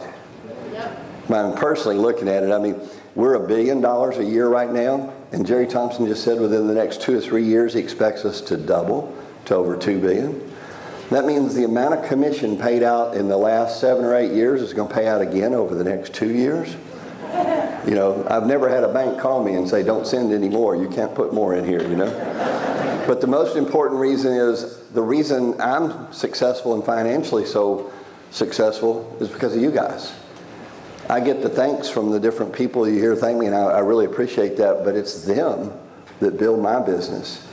My obligation is to stay here as long as it takes to help as many people as possible reach for that. What you've seen happen in Ambit in the last 8 years is just a good start. It's a fast start. It set records. But I personally predict over the next few years, you're going to see this become a multi-billion-dollar company, and international as well. So if you think all those little quasi-sayings about getting in early, today is early. Today is real early. If I can help anybody with their business, you know, I'll be here tomorrow night, and then the week of the 7th, I'll be in Rhode Island. We're going to kick that off with 3 presentations in a row, Tuesday, Wednesday, and Thursday nights in Providence, Rhode Island, and then some lunches. We'll put out things about that as well. Each night, we'll also do a training, 2 jump starts, and on that Thursday night, there'll be a opportunity training about how to use the comp plan, how to understand the compensation plan. I share that with you 2 reasons. One, I want you to invite people and go, and the other is to realize I'm a national consultant that they send millions of dollars whether I work or not. And now I'm personally recruiting in Rhode Island and going out there and spending time to get Ambit. If you want to be successful, you plant the flag and you help build the success. With that, I don't know what's next. Oh, well, obviously I said this earlier, so I don't have to repeat. Build with a system. In other words, people don't duplicate, systems do. Personalities should be left out of the business with the exception of the charm on stage. But other than being on stage, you want to do that. And growth built on your personal selling skills just won't sustain. Now, when I first started network marketing, or actually when I joined Excel, my second company, I was a salesperson for a living. I signed up 25 or 30 personal consultants my first month. I thought I was setting the world on fire. I look back and none of them were doing anything. There's no duplication in sales ability. It's only after I learned how to not sell, just follow the system, plug in, invite people, show it to them, and move on, that it began to take off. And building your brand, that's a big one to me personally, because a lot of people are caught up in branding, team names, this team, that team, and building a brand. And the falsity is that they start building a brand thinking by building a brand you'll become more successful. You want to brand yourself so that you're so famous on the internet or wherever it might be, people will attract you. And I'm here to tell you it happens exactly the opposite of that. You help enough other people become successful, and quietly your brand will become so strong that people are attracted to you. Your brand comes from the hard work you do, not your declaration of the brand. Again, it's leave the personalities out. There's only one real team, and it's Ambit.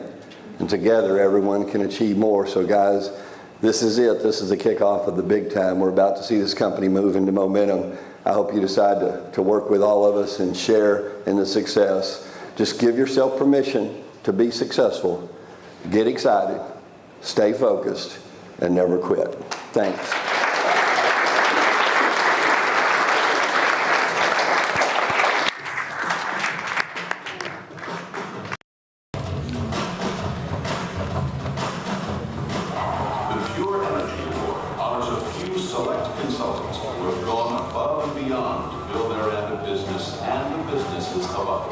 They are exceptional individuals who embody all the good and noble characteristics that have made Ambit Energy what it is today.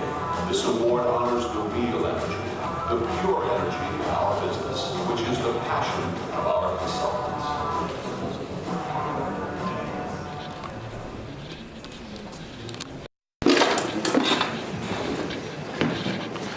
Hello again, everyone. It is my distinct privilege again to recognize a few of our outstanding consultants that we have. As you heard about the intro, this is definitely a big award for us. Really speaks volumes about individuals going out and not only improving their own businesses, but going out in the field and helping their team succeed as well. With that being said, I'm excited to present this award. This gentleman I've worked with a few times this year. I've heard his story, learned his story, mostly from Wayne McMullen, our field recognition specialist. This gentleman built a successful real estate company in 8 states. Really took over. I believe he's up to 6 business presentations a week now. I don't know about you guys, but I have to use 2 hands to count that. And no matter how busy he stays or his accomplishments, he always says the most important thing to him is helping others build their accomplishments and building their business. With that being said, I'd like to present the 2013 Pure Energy Award to Shalom Lamb.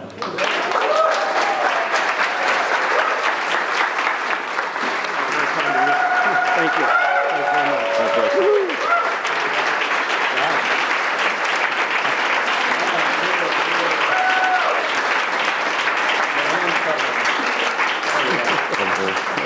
Thanks very much. Yeah, I'll say 2 words. Take the mic. I'll make this real quick. It's great. But I want to tell you that on the board it says Shalom and Tina Lamb. And my wife Tina is here. She doesn't like the limelight. She's going to stay right there. But couldn't go without her. That's what I wanted to do. I want to thank 2 people in particular. I'll be very, very quick. I want to thank Hanan Oxenhammer, first and foremost. The reason I want to do that is because he did something that Steve spoke about. He overcame that fear. I was the last guy in the world he wanted to talk to about Ambit Energy. And I rejected it harshly the first time, and probably the second and third time. And he was persistent, and I thought he was brilliant about it, and I want to thank you very, very much. This never would have happened if you hadn't overcome that fear and gone through the line of past rejection. So I thank you very, very much. And then I want to thank someone who has no idea, he probably doesn't remember anything about it, but Hanan did a 3-way call with Steve Thompson. And I remember that Steve has no recollection of this whatsoever because he did it 5,000 times probably that week. But I want to thank you very, very much. I was so impressed that Hanan got me on the phone with the Grand Poobah. He wasn't even the Grand Poobah at that point. But I want to thank Steve very, very much. You don't even recall it, but it was a great kindness. And I appreciate it very much. Thank you. All right, guys, the awards we're going to next. I'm sure there's a lot of different whys out there, but a little money's never a bad why. So we're going to celebrate 3 of our top 50 income earners. And I'll get straight to it. It is my distinct privilege to award the organizer of this event with a top 50 income award winner, Hanan Oxenhammer.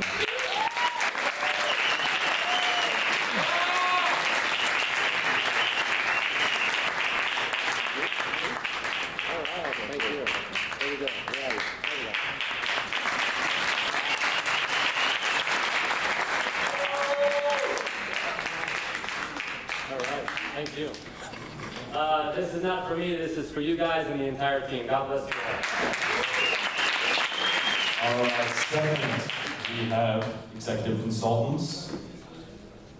Where are they? Simone and Olga Kayaka.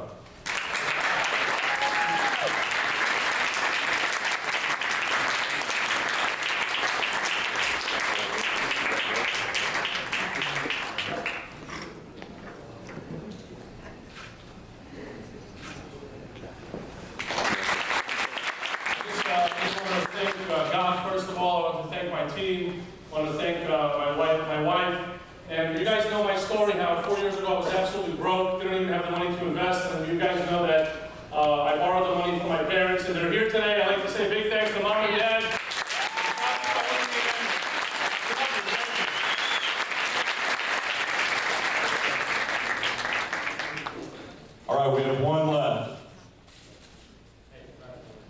executive consultant, Isaac Newworth.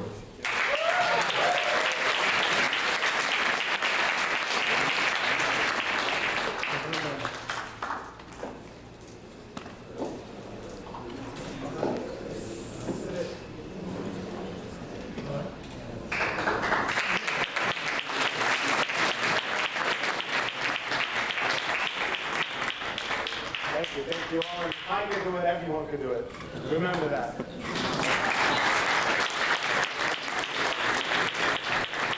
All right, guys, that's it for the awards, but... Congrats. Thanks, man. Appreciate it. It's beautiful. Thanks very much.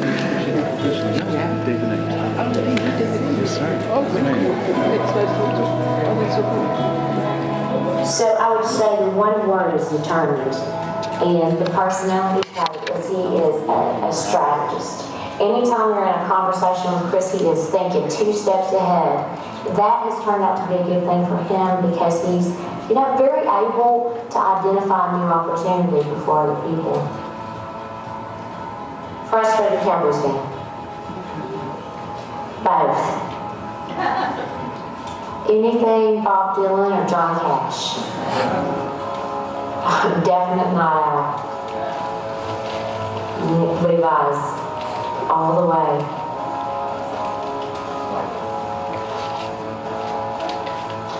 Well, he went to that meeting already impressed with Jerry's reputation in business and his personal life. But he came back from the meeting just really liking Jerry as a person. It's hard not to like Jerry. And he was convinced that he had the intellect and the commitment to build this company over the long haul, that they would have exactly what they needed to make it succeed. Jerry is an early riser, Chris is a night owl. Jerry's rational, Chris is emotional. So together they bring into balance this vision, and it just works. They're a good team.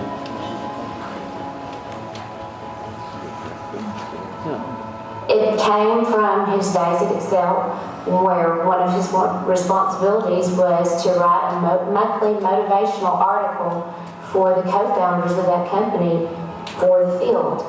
And he just began learning how to craft motivational speeches and writings to consultants at that point. I think he's always been good at one-on-one motivating people, because Chris can identify people's strengths. And sometimes we just don't know our strengths, and it takes somebody to watch us do certain things and point them out, and he'll point them out to people, and he helps them do that and then channel it into a way that makes them effective at aiming. And then they're self-motivated after that.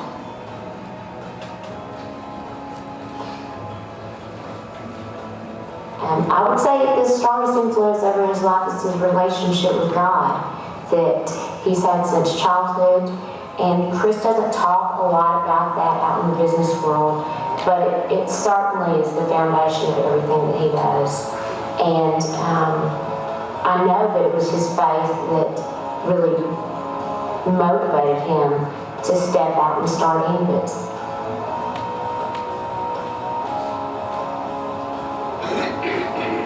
The biggest cause that makes him a good leader is that he's tenderhearted towards people, and people recognize that. They see that he cares about them, and they will follow somebody that they believe is genuinely interested in them.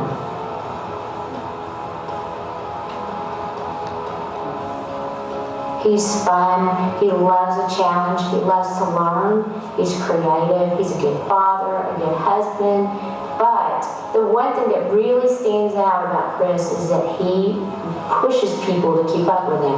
And you don't even know that's happening, but I really like that quality in him.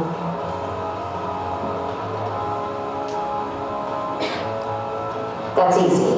He loves the fact that people's lives are being changed by this.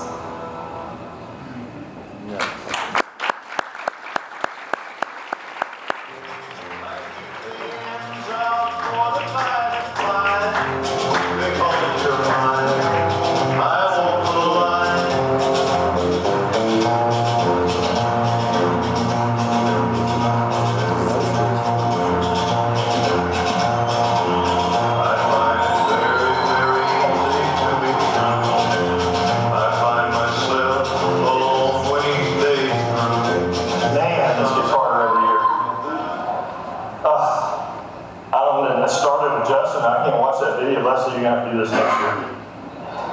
Better at it than I am anyway.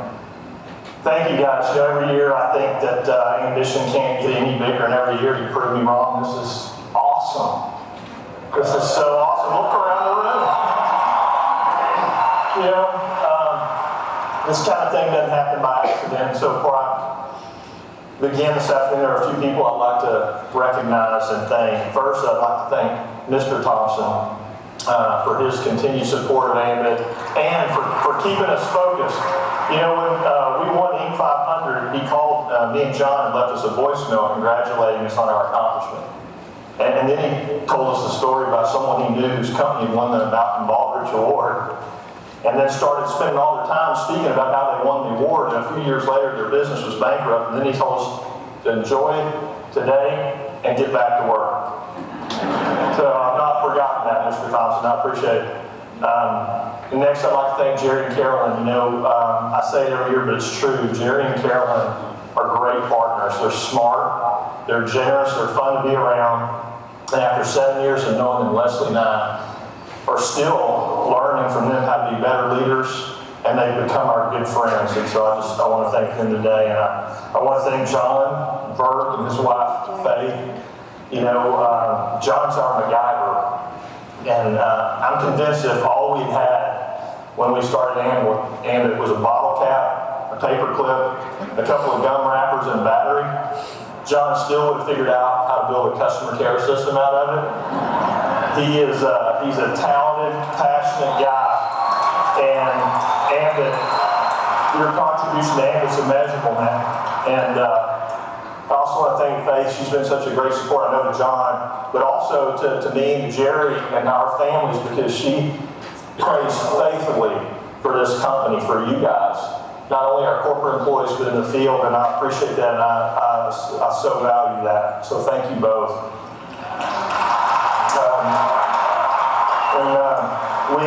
We have an amazing CFO among her many talents. Lori Rodriguez excels at cleaning things up and making them easier to find and understand. In her time at Ambit, she has ensured that the information we use to run our business is more accurate and it's more available than it's ever been. We have rock solid financials thanks to her and the team she's assembled. So thank you, Lori. We're glad you're here finally. You know, across our entire organization, Ambit has an amazing team of incredibly talented employees, and a lot of them are here today to cheer your accomplishments, and I know they're all dedicated to your success. And so, but I would like to especially thank the leaders in my organization today: Daryl Starkweather, Eric Johnstone, Michael Sprong, Kristen Legate, Brenda Carrott, John Cooney, and Jeff Hefke. You know, guys, I've been in the direct selling business for 20 years now, and I've seen a lot of events. There's nothing like ambition anywhere. Anywhere. And it's all because of that team. I'd also like to thank my two daughters, Danielle and Jennifer, who are here today to support their dad. I think they really came to see John Maxwell, but they stayed to hear me too, so I love both of you guys. And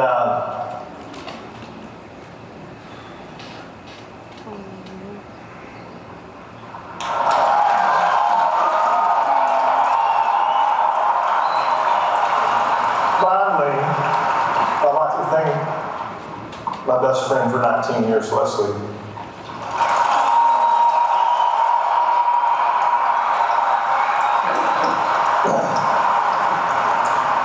You know, we've all got reasons for getting up in the morning and striving to make our lives and the lives of the people we love better.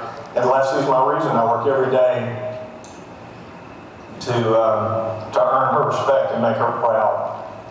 And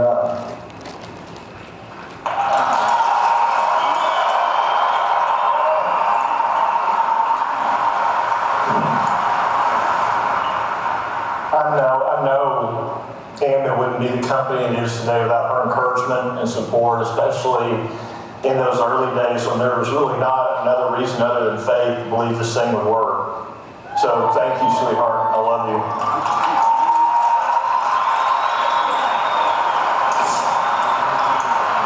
So, as you can imagine, every year the pressure has gotten more and more intense. I prepared my remarks for general session because, let's face it, the audience is getting bigger, the stakes are getting higher. And really, I want what I have to say to be something that encourages you guys. And so nowadays, the conversation about what I'm going to present pretty much starts as soon as one ambition's over and continues on and off for an entire year around our house. Something that Leslie and I talk a lot about. So, a few months ago, we were having a conversation about this year's speech. And she gave me something that she had read in one of her graduate classes that really intrigued me. So I did a little research and discovered a story that I've never really heard before. And I'd like to share a little bit of it with you this afternoon because I think it speaks to two of the important things we need to have in this business to be successful. But it's actually about a failed expedition to the Antarctic. And it started on December 5th, 1914. A man named Ernest Shackleton and 27 men under his command sailed from South Georgia Island in the South Atlantic. And their goal was to land on the Antarctic continent and become the first men to cross it on foot. Now, the North Pole had already been reached in 1909, the South Pole in 1911.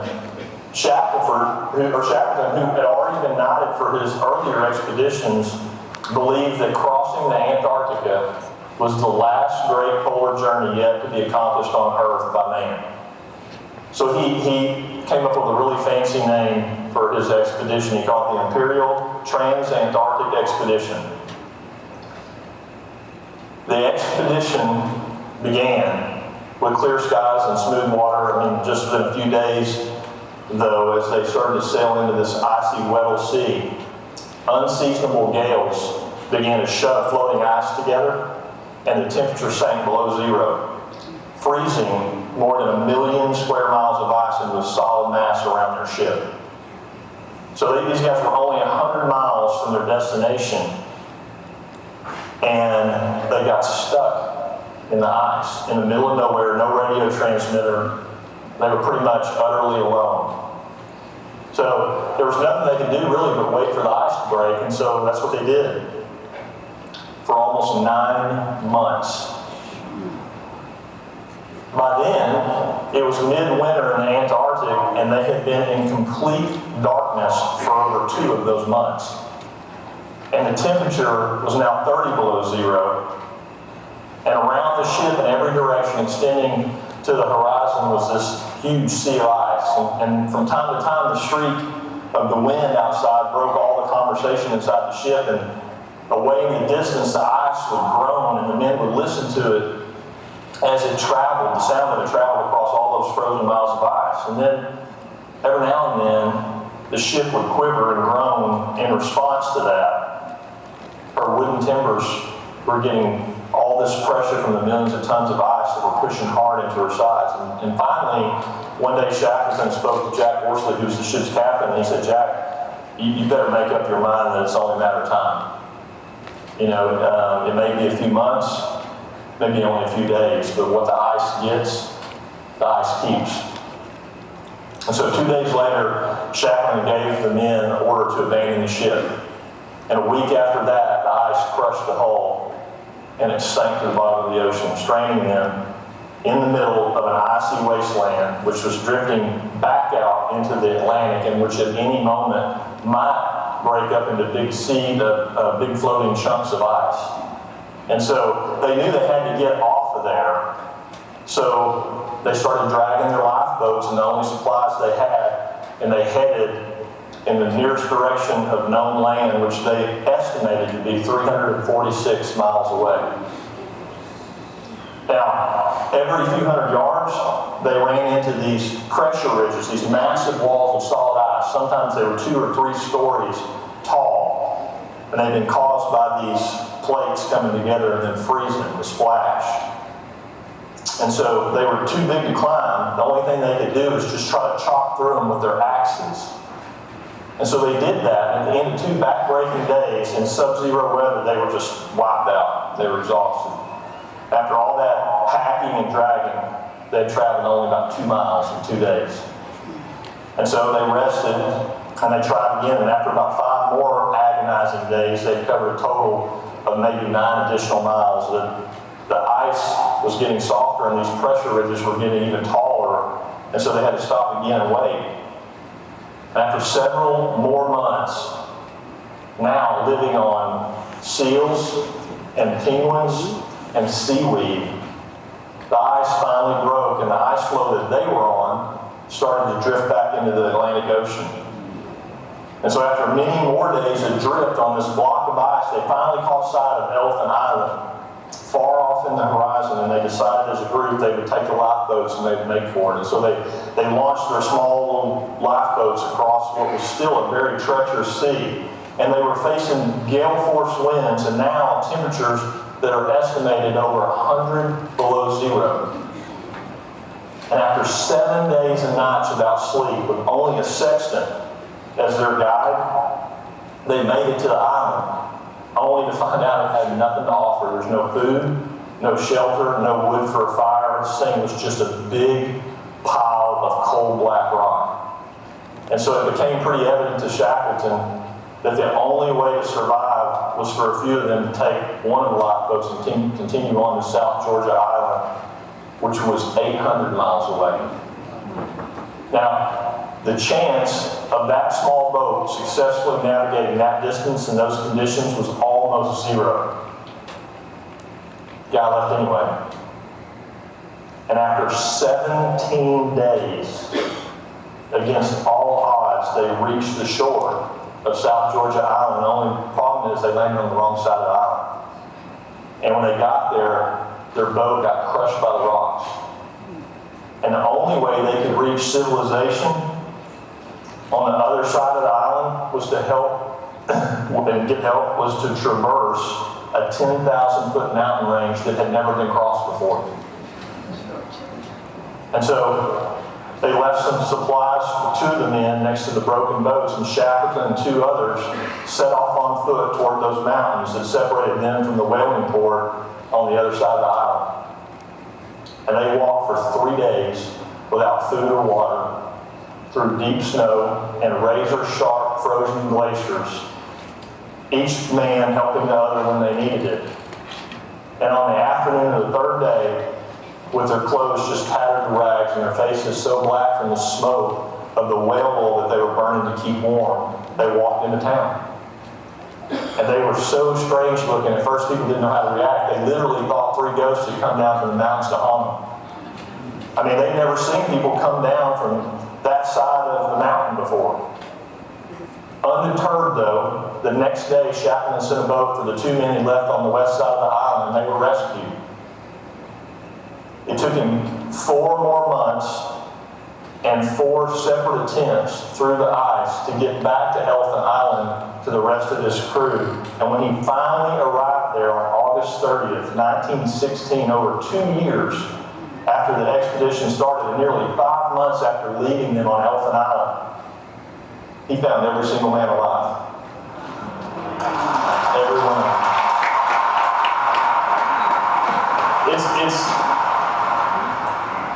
I wish I had time to tell you the whole story. It's an awesome story of physical endurance and determination and perseverance. And it may never be equal.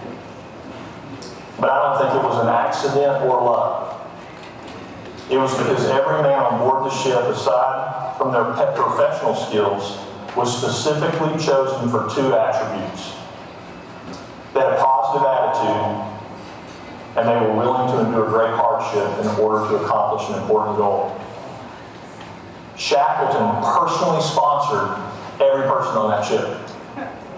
He personally sponsored every person on that ship. He wanted to make sure that they had the right attitude before they let him become part of his team. In fact, he did everything he could do to discourage the weekend warriors from even applying for the expedition. He placed a small ad in the largest daily paper in London. This is what it read. It said, "Men wanted for hazardous journey. Small wages, bitter cold, long months of complete darkness, constant danger, safe return doubtful. Honor and recognition if successful." That was his business presentation. But listen, I'm convinced that it brought in only people who were serious and they knew what they were signing up for. And then he interviewed them. And so he had 2 or 3 physicists. He hired the one who said he could sing. And he had 2 or 3 surgeons, and he hired the one who could tell jokes. He wanted men who were good at what they did, but he wanted men with a positive disposition because he knew his life and the lives of the other men might end up depending on it. And so when that ice tightened up around their ship, they didn't lose heart. They only saw it as a problem solved. And each time another catastrophe presented itself, all they saw was another obstacle that they had to overcome. So they put their heads down and they went to work finding a way around it. And I'm convinced that's what made the outcome for them different than other expeditions who caught in that same ice, sank into the sea and perished. By the time we attempt to measure wave function, the very act of measuring it changes it. It's known as the collapse of the wave theory. And in simple terms, this is just the reduction of all the possibilities presented by the wave aspect of an object into one temporary certainty. In other words, quantum theory says that a material object can only manifest at a particular point in space and time, only as one of its multiple possibilities at the instant the wave function collapses. So without the collapse of the wave particle, the entire material world wouldn't exist in reality. It only exists as a possibility, one of only many worlds that could exist. But here's where the quantum physicists get uncomfortable. They can't explain what causes the wave to collapse. And yet when we look at any object, we don't see it as a bundle of possibility. We see it as a single event of actual manifest experience, right? So that baffles physicists. And Goswami believes that it's the act of our consciousness observing something that gives it its place in our material world. Think about that for a minute. It is our focus, the focus of our mind on the thing that is the thing that brings that object into being. In other words, our looking is tantamount to our choosing from among all the quantum possibilities, the one unique facet that becomes our reality. Now, I want to be clear here. This is where it's really interesting. I'm not saying we create our own reality without any oversight other than our own mind. In fact, I'm saying the opposite of that. There's no way reality can be so subjective that each one of us can choose our own version of it from the quantum possibilities presented to us. Without shared, objective reality, there couldn't be any science. So there has to be another answer. And here's where Goswami's book, this is how he explains it. He says we don't choose from the quantum possibilities in our ordinary state of individual consciousness. He said instead we choose from a different level, a spiritual level, which is given to us and can be in union with our Creator. He says it's God's Spirit in us that creates our reality from the menu of possibilities that are known to Him and created by Him for our free will selection in a way that we can ultimately share with each other. He said God is the only logical explanation for the wave collapse theory. He is the unified field holding everything together and shaping our future events. Now, think about that for a minute. If we have the ability for our free will to work in concert with our Creator to fashion our future, then we also have the ability not to work with Him to fashion our future. And if that's true, then the single biggest advantage we have in this business and in life isn't knowledge or intellect or work ethic, it's our attitude. It's our attitude. It's our ability to look at our circumstances and have hope. It's you see, Newtonian physics was so beautifully simple, and scientists thought, hey, we had it all figured out. Once we understood the principle of gravity, we could just predict movement of large objects through space and time with incredible precision. And it created this movement called the Enlightenment, and basically science said, hey, we've solved it. The universe is just an elaborate watch created by a master watchmaker and then abandoned. And all past, present, and future events, including those in your own life, they're already predetermined. They were predetermined before the watch ever even began to tick. And by the way, they're unchangeable. And that's what science believed forever, but what quantum mechanics is telling us now is that there is uncertainty in the universe at a subatomic level. Movement can't be predicted. In fact, the very attempt to measure it actually changes it. And every future event is not already determined. Your future is not determined, and it can't be accurately predicted by your past.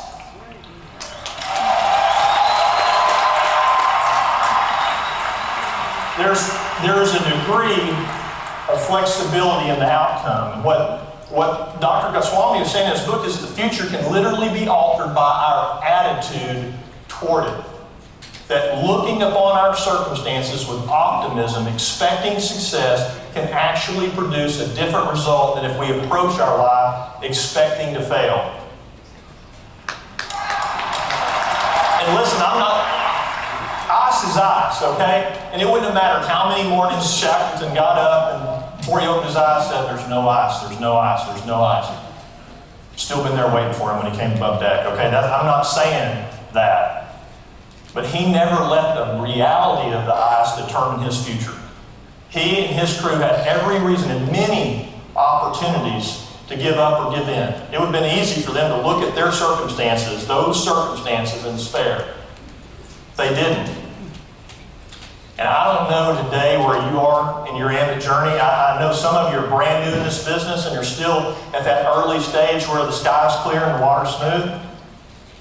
But I got to be honest with you and let you know this, that can't last. Sorry. Eventually, you'll have to face the difficulties that always complicate any great endeavor. And there are others of you here in the room today that are stuck in the middle of a massive sheet of ice. And you're still hoping that it's going to thaw soon and things will get easier. Got news for you. It may be a few months, maybe only a few days. What the ice gets, the ice keeps. And then there are those of you who've been dragging your lifeboat across the ice for a while now. And it's getting colder and you're getting tired. And I'm here to remind you that when things are hardest, hope is closest. Hope is closest. My job here today is to remind you that you're at the right place at the right time. Listen, Ambit Energy is about to do something that no other energy company has ever done, and crossing the Antarctic will pale in comparison to it.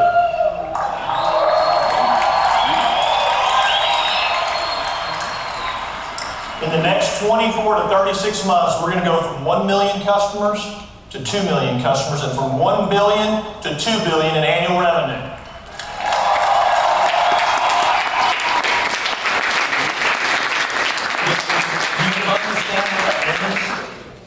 We will do in the next 2 or 3 years what it took us 7 years to do the first time. And in the next 24 to 36 months, we'll enroll more customers, generate more revenue, and pay out more commissions than we did in our first 7 years combined. We're going to promote more people, we're going to fire more bosses, we're going to make more people financially free than we ever have in the past. There isn't a sheet of ice or a freezing wind or an uncharted mountain range that's going to keep us from our destination. If we commit to each other, we see it done.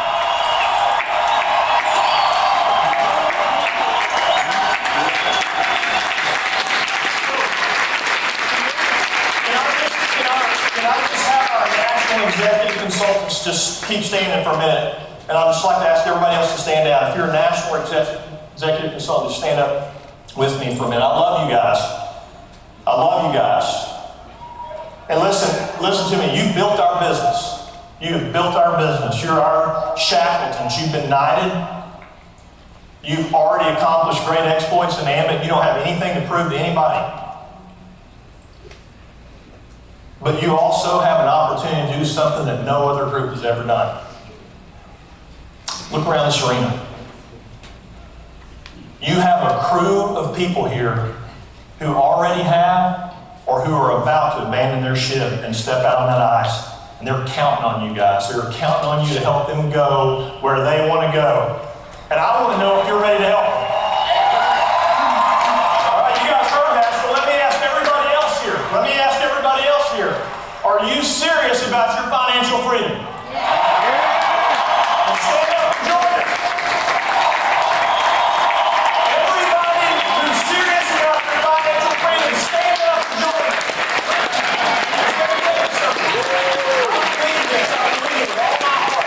There's a moment appointed to every man for his happiness if he'll seize it. And I'm telling you, a moment like this, you've only got two options.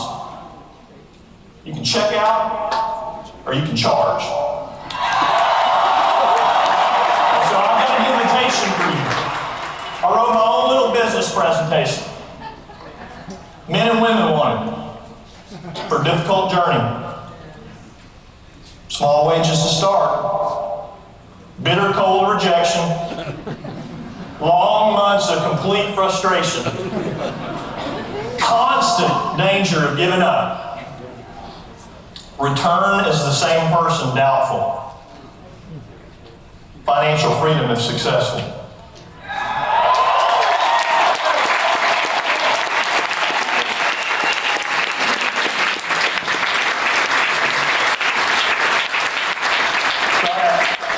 I just got one question left for you. Are you going to check out or are you going to charge? What are you going to do? I can't hear you. One more time. If you're as serious as you sound, then there is nothing that can stop you. The only question is a question of time. God bless you guys. Thank you.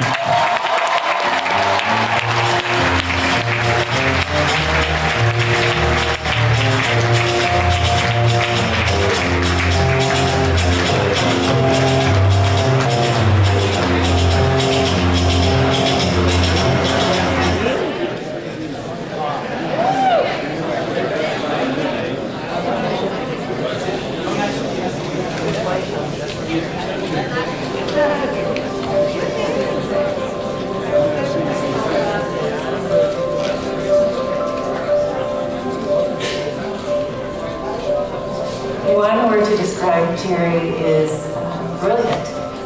When he tries to do something, he will try and try and try again until he gets it right. He just never gives up. Football. Can I say both?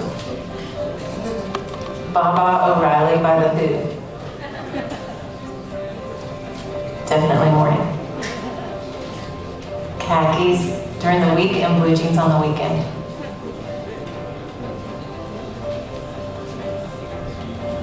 When Jerry came home after he met Chris for the first time, he was really excited about him. He said that he thought Chris was a great guy, and he said that Chris's personality was wonderful and that Chris had so much experience in direct selling. He said, if I'm going to do this, Chris is the one I want to partner with.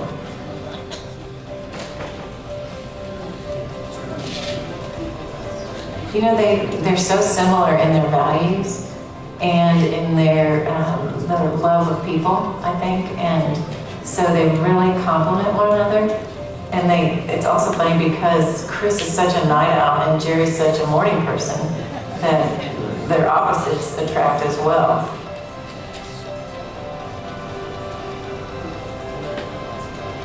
You know, he's always told me that as a child, I didn't know him as a child, but he's told me that as a child he loved to work puzzles and he loved to build Legos and erector sets. And he feels like building companies is a lot like putting puzzles together. He talks about having to find the right people and to find the right marketing strategy and to find the right business model, and it's all pieces of a puzzle in his mind.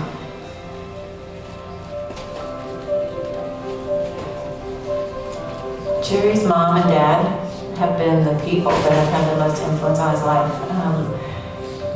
His mom was an amazing lady, and she had 7 children, and Jerry's the second of 7, And she was incredibly nurturing with all of her kids and made them almost feel like only children in the way that she treated them. She was there 100% of the time whenever they needed her, and I would say she was Jerry's biggest fan.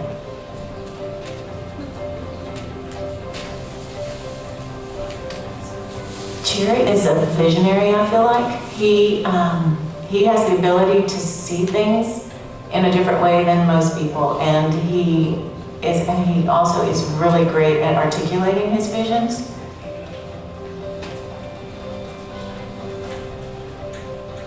He always comes home and tells me about the different stories that people have told him about their family life and how Ambit has changed their way of living and how they've overcome great obstacles. And he is just passionate about the opportunity that these people have in the corporate office and out in the field as consultants. And he feels like the market has such room to expand. So that also makes him very passionate about it, because he can see where we can grow, and he can see, what's out there. The potential is just amazing.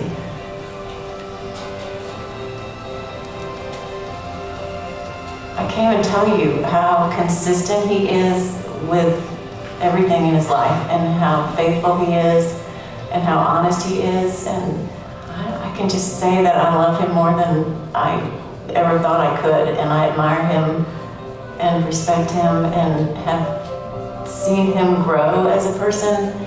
He's just an incredible person, and he's good to the bone, as they say.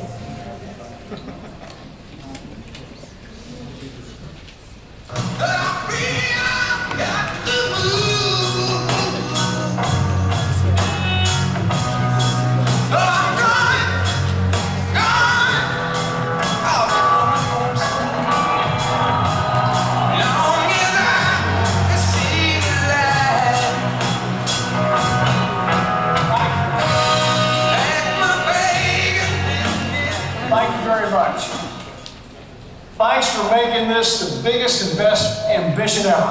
What a day it has been. Every year, as Chris and I prepare to walk out in the morning, we look at each other in disbelief at how far we've come.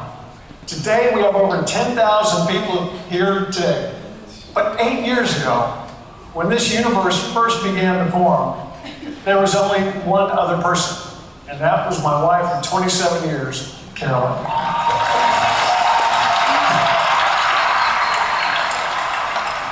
Do you remember when all this came to life? I do remember. I remember we were at a friend's birthday party in the summer of 2005. It was an outdoor birthday party, and the DJ was playing, and of course I wanted to dance, but you were deep in a conversation with some guy about deregulation for the whole night.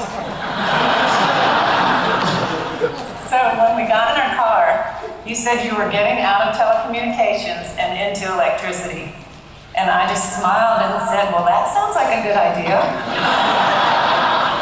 But I didn't know you really meant it. You were bluffing? Well, I was a little worried. You had started companies before, but you didn't know anything about electricity. And the first of our 5 children, Jerry, was about to start college. And from past experience, I knew that a startup takes a lot of time away from the kids.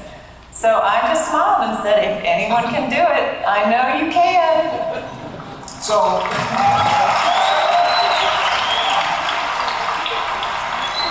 the next week, I Googled Texas electricity deregulation and found the website for the Texas PUC and downloaded the application to become a retail electricity provider. I still remember how excited I was going to the FedEx store and overnighting that application. Now, my first attempt wasn't perfect, but in the early days of deregulation, the PUC wanted more competitors, and they helped me get my application in order.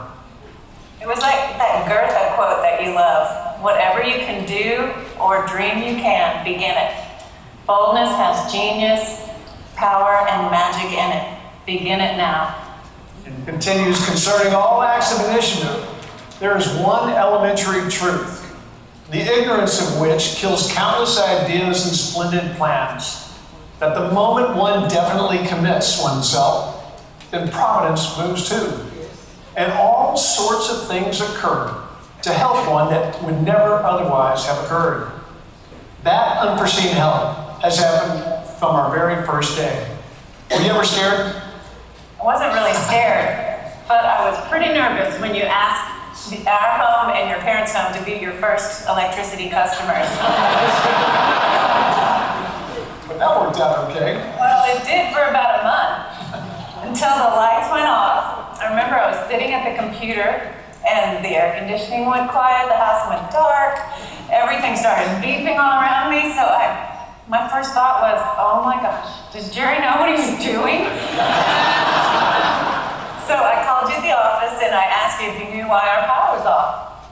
Well, I had that very sinking feeling, and I said, are you sure? That wasn't very reassuring. The lights were definitely off and we did not have power. So you said you'd call me back. I was pretty nervous though. And after hanging up, I stood and asked a few folks sitting nearby if anyone knew why our lights were off. Had anyone said a disconnect worked? And all I got back were blank stares. That wasn't very reassuring for me. The phone rang again, and this time it was one of our guys who was driving back to the office. He said that he just heard on the radio that because of this unexpected April heat wave, there wasn't enough power on the grid, and there were now rolling brownouts all across Dallas. I said, great. He didn't understand my reaction. About that time, the power came back on, so I called you and thanked you, and you said no problem. I was so impressed that you had fixed it, and only later did I find out that there was a rolling brownout. Do you remember I walked across the parking lot at one of the first business presentations of the gold double-tree towers over by North Park? I do. It was the biggest crowd yet. It was about 40 people that were there at the meeting. And I asked you, how are you going to pay for the electricity to sell to all these customers? And you said you didn't know yet, but you'd figure it out. Your answer didn't help me sleep that night. But a few months later, you came home and said that Shell Energy was going to supply Ambit. You were really excited.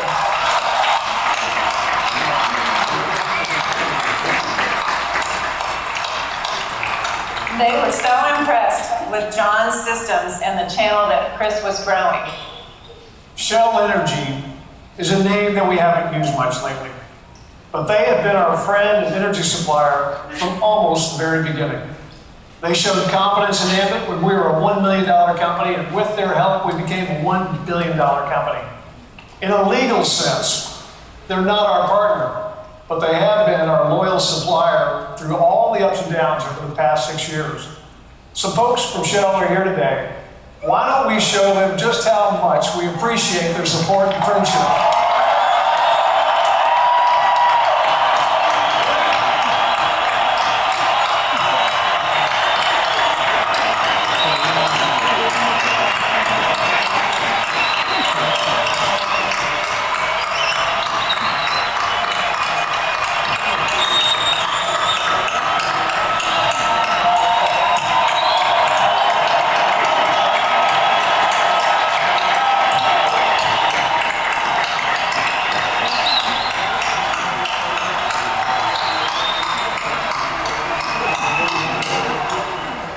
Shell was yet another example that once you commit, then all sorts of things occur to help you that would never otherwise have occurred. Like everyone in this room joining Ambit. Your stories are amazing and you all are wonderful. I know how hard it is for you all to grow your businesses and the sacrifices you have to make. Yet you persevere and you never give up. I love how you help others succeed and how you build your teams and how you do it with such integrity. Thank you all.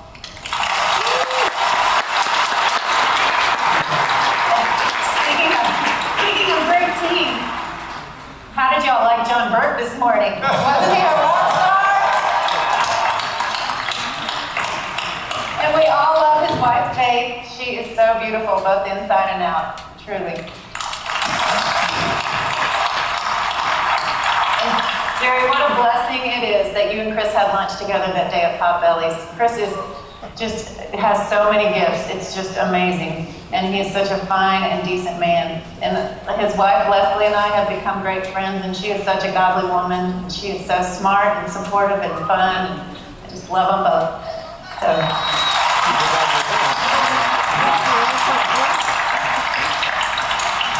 And looking at all of you all here today, I can see why you say, Jerry, the best is yet to come.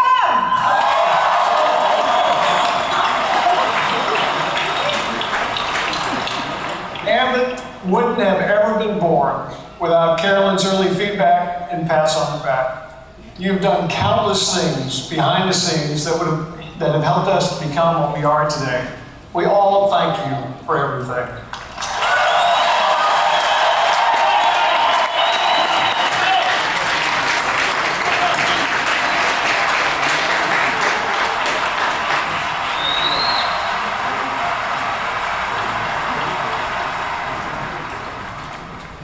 So how is Ambit doing?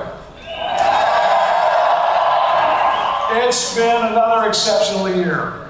During our 7th year, we broke through the 1 million customer mark and shot through the $1 billion revenue mark.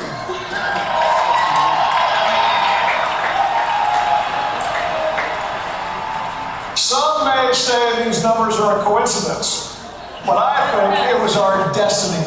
Money, he had no savings. So he did what so many immigrants have done for decades. He applied for a night job at 7-Eleven.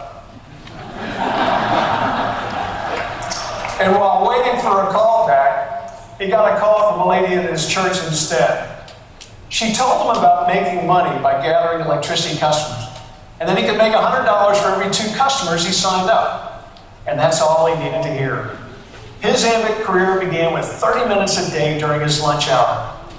It took Tien 6 months to get to RC, 2 more years to get to SC, another 3 years to become, another year to become EC, and another 3 years to finally become a national consultant. A couple of years ago, this morning's speaker, Dr. John Maxwell, came to Dallas for a power trip. And I took notes on my iPhone after Brian said, put away your iPhones, but I had nothing else to write with. And then what he said, I wrote down a few things, but one of the things he said was, we overestimate what we can do in one day. And we underestimate what we can do in a series of days. The key is not all day. The key is every day. Growth must be intentional. And your success will be determined by your daily agenda. That's what Tien did. 30 minutes every day at lunch. Consistency and persistence. And when you meet Tien, you immediately notice his smile and humility. He will tell you that no one achieves success on their own. When he lost his upline, Danny Kirby, Esther Spina, Adam and Michelle Carey, Mary and Richard Amuedo, Frank Smelling, Joey Carter, Justin Title, they all stepped in to answer his questions and to help. That's what makes Ambit so great. People helping people. Being surrounded by great people who want to help you succeed.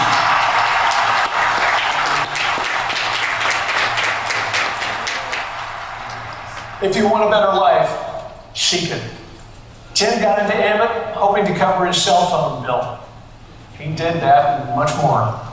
He and his wife Jill bought a home with a 30-year mortgage and paid it off in 4 years.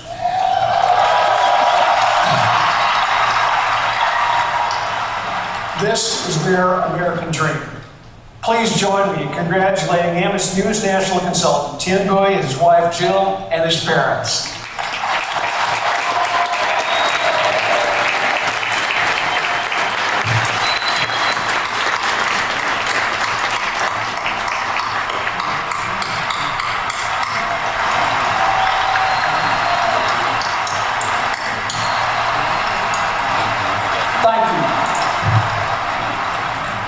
It's a wonderful, great American success story. We're proud you're a part of Ambit's family. In the last 2 years, we've doubled our customers. We've grown from 600,000 to 1.2 million. But 2 years ago, Chris and I had to calm concerns that Ambit's growth days were already behind us. That's not the way we saw it then, and it's certainly not the way we see it now. We still believe the best is yet to come. We're now on our way to 2 million customers and $2 billion in revenue. I have no doubt that we will reach those targets because we have the best people, the best systems, and the best opportunity in this industry. The question is, will you be watching us from the sidelines or will you be smiling from the front lines? If you want a better life, if you have a passion to seek it, if you're determined to roll up your sleeves and work for it, if you're willing to commit to be the finest and most respected, if you're willing to never sacrifice integrity for growth and to teach others to do the same, then your dreams can become a reality. You know you can do it. I know you can. And I want to hear from you now. Who here is seeking a better life?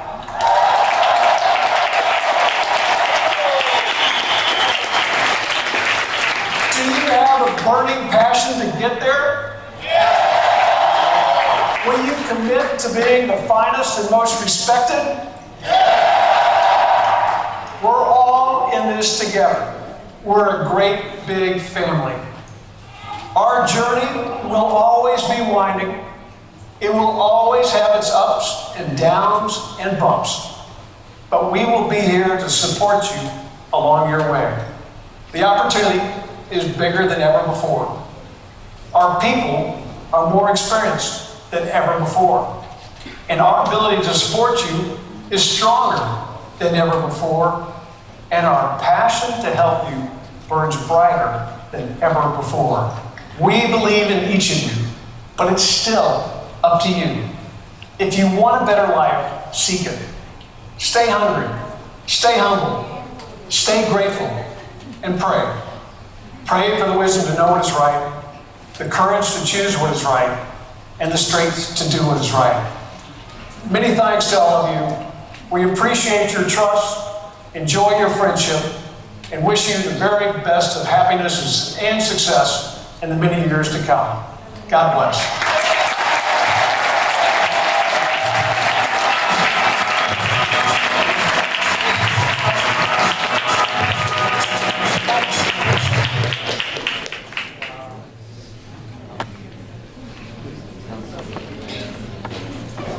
Well, that was awesome. Very awesome. Before we wrap up, we're going to introduce Hanan Oxenhandler for the last time today. Didn't want to let this opportunity pass without a sincere, very heartfelt thank you to Hanan for the amazing amount of work it took to get this together. We want to thank Steve so much. Steve got all the glory, and he deserves it, but Hanan got all the heartache. So Hanan, a couple of leaders got together and wanted to give you an energy award yourself. You could open this in the privacy of your own home, but it's our gift to you. Thanks so much.